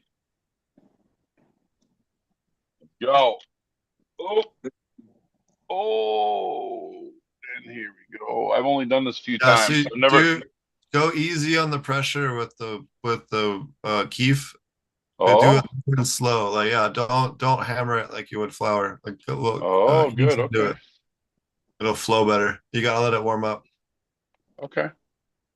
I'll let it warm up a little bit, and then I'll hit it. I'll pull it a little bit. Yeah, just slowly increase the pressure. Okay. How long should I do it for? About 50 seconds, or would you go longer? About that, 45, 50. That's fine. Okay. This is provocative, bro. It's provocative, bro. I loved how he said that. He sounded like he's from California, bro. Yeah, I was like, it's provocative, bro. That didn't do much, guys. It didn't do shit. So, Okay, give it more pressure. okay, cool.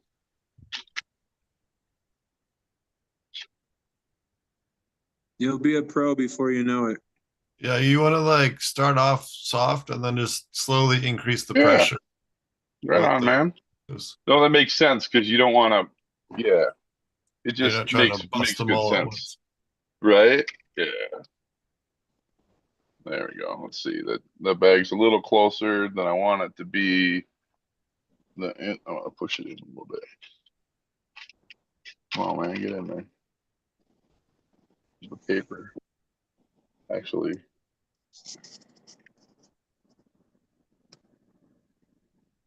There's a gray fox like right outside my back door right now, yelling. Nice.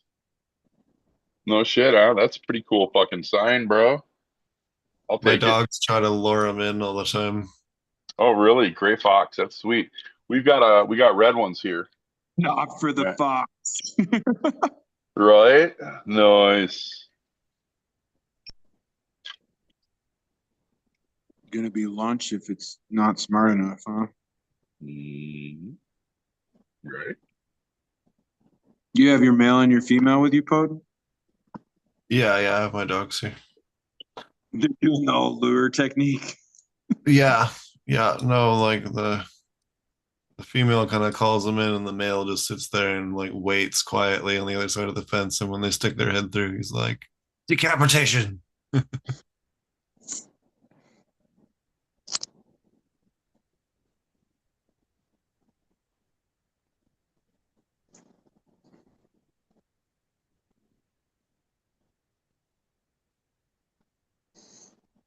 Hey, Wes, you said your seeds just popped? Now they've been out for a few days. Yep. Wow, that's shitty, man.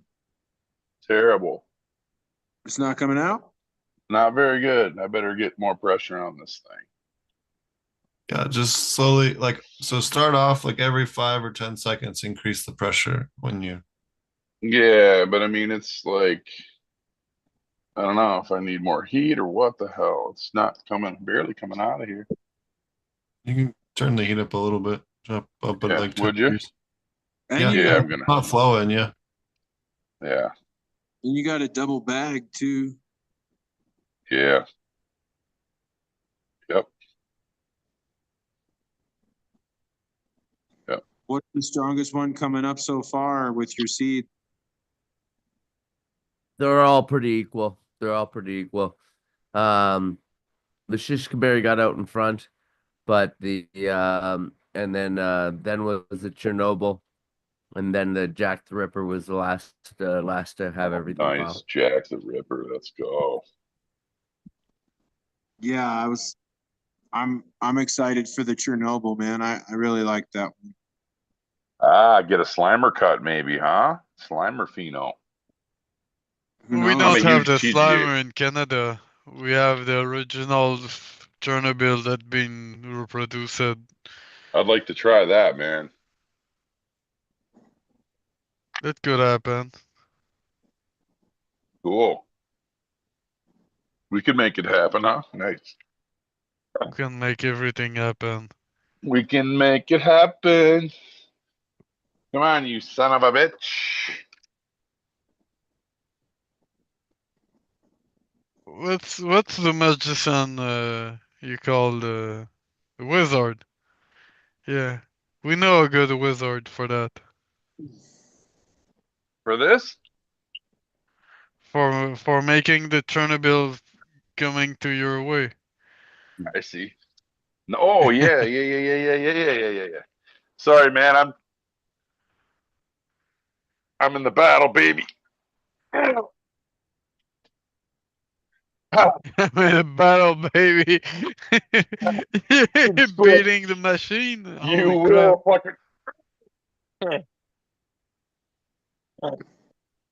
That bag's got no more room to squish, so. You're gonna have a puck. I'm gonna have something. Yeah, we'll see. Okay. There we go. I got something. Something to believe in. Give me something to believe in.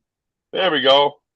Darker than I wanted because I had to do 1,400 fucking whoop-a-woos, but yeah, look at that shit. It's brown, baby. But it was All right. also, yeah, fuck it. Let's Nice. smoke it. Thanks, man. Yeah, man. You gotta fucking keep on doing it, and then after a while, you'll get the fucking You get fucking the hang of it. You'll yeah. be the Rosen wizard. I think maybe I had it too hot. That's why I got darker. That's all right. It'll smoke.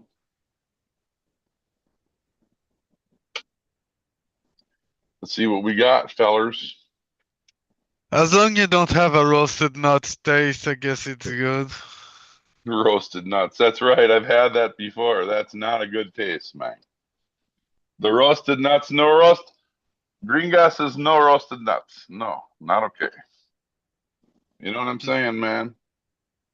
I'm not too much on the taste as much as the effect, man. If it tastes like Me too, fucking bro.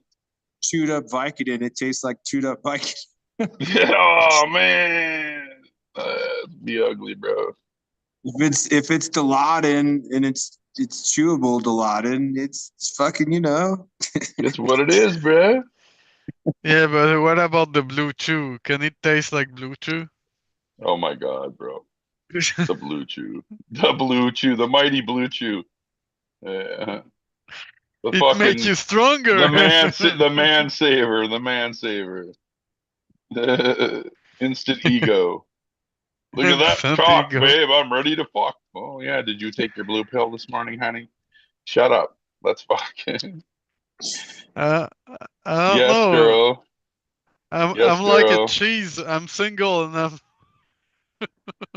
That's funny. How are you Well, gonna huh? how you gonna smoke it? In my dab rig, homie. Oh, right on. I got my little rig over here, so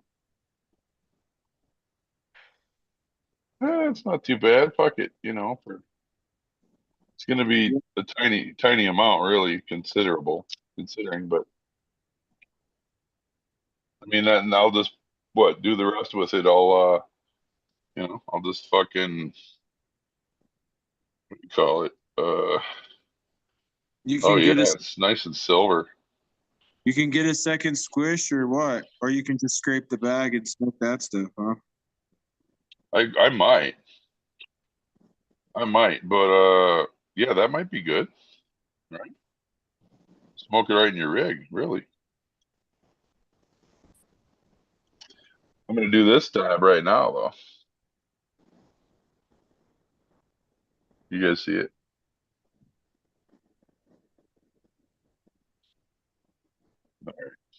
Nice.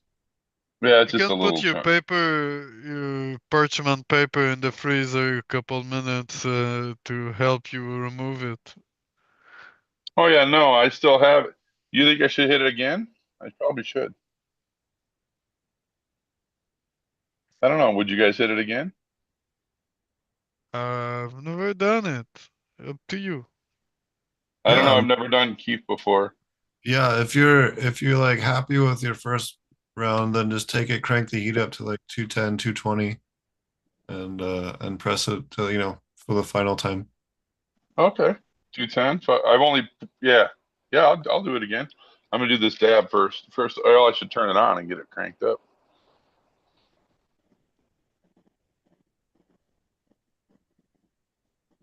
It's got that. It's got that. That kind of. It's weird. It's like a green silver thing. It does, right? I love the look of it, though. You know what I mean? The goo. It's hard to see on the camera, but you know what I'm saying? If you stir it, it gets all silver. It's really cool. If you know what I mean, you know what I mean. You know what I mean? What's it smelling like? Bro, it is. So it's just like the fucking bud. It's blueberries. So it's like blueberry lemonade, and at the end of it is grape fucking gas. And that's how it tastes too, bro. It's crazy. And it gives you an instant fucking change of head space, man. Like right now. What It is kind of very strong weed, bro. what kind of gas? We talking kerosene or gasoline or propane? Like a white gas, brother. Yeah. Yeah, like a white gas, like grape, and then like white gas just at the end. Camping Fucking gas. hell. It's like if you smoke blueberry, I'm told if you smoke blueberry back in 20 years ago, the gas at the end of blueberry is what this is. Okay. Yeah, dude, it's super dominant blueberry in that because the male, it's super heavy yielding, right? Like makes the guy had a gallon jug. My homeboy had a gallon jug. And that was the thickest cola in that one plant in a 15-gallon jug, 15-gallon under 600 watts and a 3x5. He had a fucking, it was covering a gallon milk jug, like the wide ones. It was Fuck bigger yeah. than that. Fucking, the guy's been growing with that soil for 16 years, right? 17 years. The same soil, right, guys? Living soil, bokashi, all this stuff, brother, everything. And he's just been rolling it and worms. The whole dude's just completely organic. He's a fucking wizard like you guys. Has he I call gotten him it, the sensei. Huh? gotten it tested lately just to see what's in it, or is he just going with the? He brought it all the way from another state, man. He moved here because our laws lightened up and now we can grow rec, right? Or grow some for ourselves. But yeah, dude, he did that. It was fucking wild. So yeah, man, 17-year-old soil or whatever it was. He rolled it over here last year. And we've been homeboys ever since. The guy he gets fucking 3 to 4 pounds out of that tent every month or so. The way he's got it rotating, crazy. Out of a 3x5. It's nice. Guy's throwing the weight, man. Beautiful weed too. Gorgeous. Looks like this. No, you really can't see, but if you look at my post, you'll see I got a 16 gram. Here it is. Look, hang on 1 second. I'll show you. I just don't want to fuck up my dab here. Hold on. Okay. Yeah. This is called Sister. This is called Sister Nice. This actually has 88G13 from Duke Diamond, and that's across to TGA's. In fact, TGA's Space Dude was the male. It's a 16 fucking gram. It was 16.1 gram bud, bro. I weighed it. It's fucking solid, dude. This is indoor. Gorgeous, bro. Like fucking hash, like it. All day, bro. Sweet, dude. Fucking tastic. And I got it growing. I got 2 clones growing, man, over there. Re-vegging, and now they're cloned. They're little buds. They're called Sister Nice. Yeah. So I'll let you know how that goes, man. Like I said, we love TGA. That and who are the guys that made Star Killer? He loves those guys too. Hella Dank or Dankness, Rare Dankness. You guys know Rare Dankness? You ever heard of them?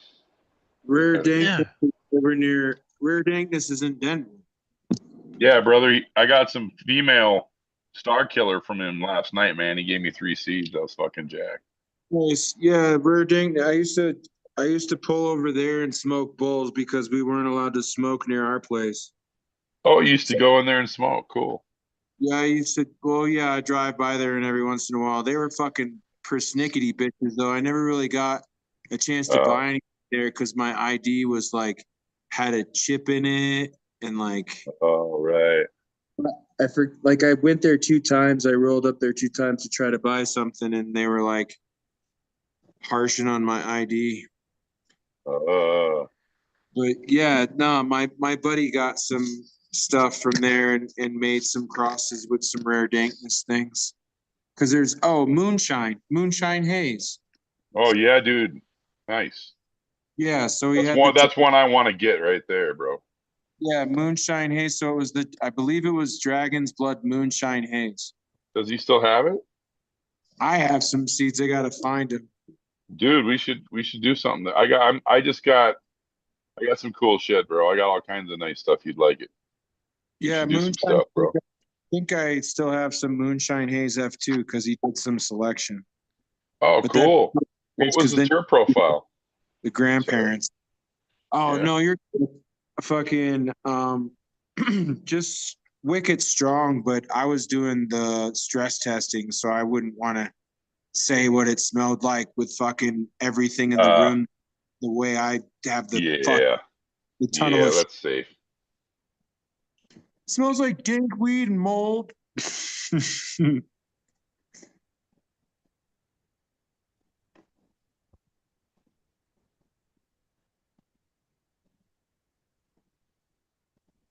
Did you do a cold start, bro?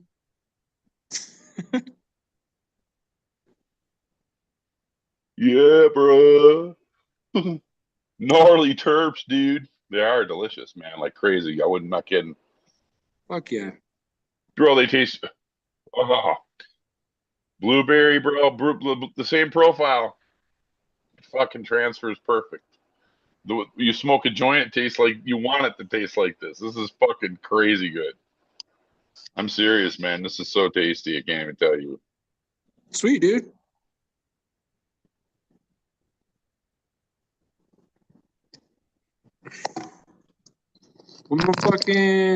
I'm gonna jet out of here in a little bit because I gotta drive down the hill. I got another hour and 20 minutes ahead of me driving. Fair enough. Okay, Fair enough. man. I'm burning up here pretty quick too, so. Yeah, let I you think guys- I'm gonna have to jet too, guys. I got to work early in the morning. I'm just gonna try to hang out and try to go to bed here shortly after a joint or two. What Sounds like a plan. hey Potent, what's up with that labs video? You said it's on your Growing with Fishes podcast one, or what is that video? Yep. You betcha. Yeah, you betcha, baby. Yeah, I gotta watch that one. I like when you talked about using kefir and insect bodies to help eradicate insect infestation on plants and stuff. Nice. Sweet. Well, yeah. Yeah, I like using frass, guys. I use frass. I use mealworm frass, and I use it, make a tea with it, and I shoot um, I shoot it as a foliar with all my KNFs, right? Yeah. With my Yeah, OHN, my FPJ, of course you got to do rice wine vinegar or apple cider vinegars, which is what I use because I don't have any more rice vinegar. When you use all the OHN, right, you got to have the vinegar. So, and then I use fish amino acids, and I use fish amino. I actually put it into the bokashi this time. I put fish amino acids and some folic acid or humic acid, sorry, from raw, just raw humic acid, nice stuff, black. Makes your water just black. It's just something else. So, and I also have marine. I have all the sea salts in that bokashi. So I got it all inoculated, guys. We'll have to see how it works in the plants. See what it does, right? Yeah. So hopefully it'll be cool. But hey, guys, really enjoyed hanging out, man. Thanks Yeah, for thank having you me. to have come on the show. Yeah. Yeah, Thanks. man. I Always always pleasure. love to come. Thanks, Wes. Thanks, Potent. Thanks, Green Gas, man. You guys are great. Hey, bless you guys, man. Thanks for having me, man. Big up. Appreciate you all. Yep. Have a good one. All right, guys.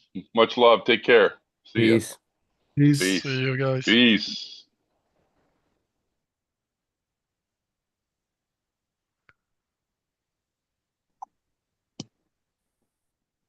Should I cut off the stream there, boys? What do you figure? Yeah, I'm good to go to sleep now. Fair enough.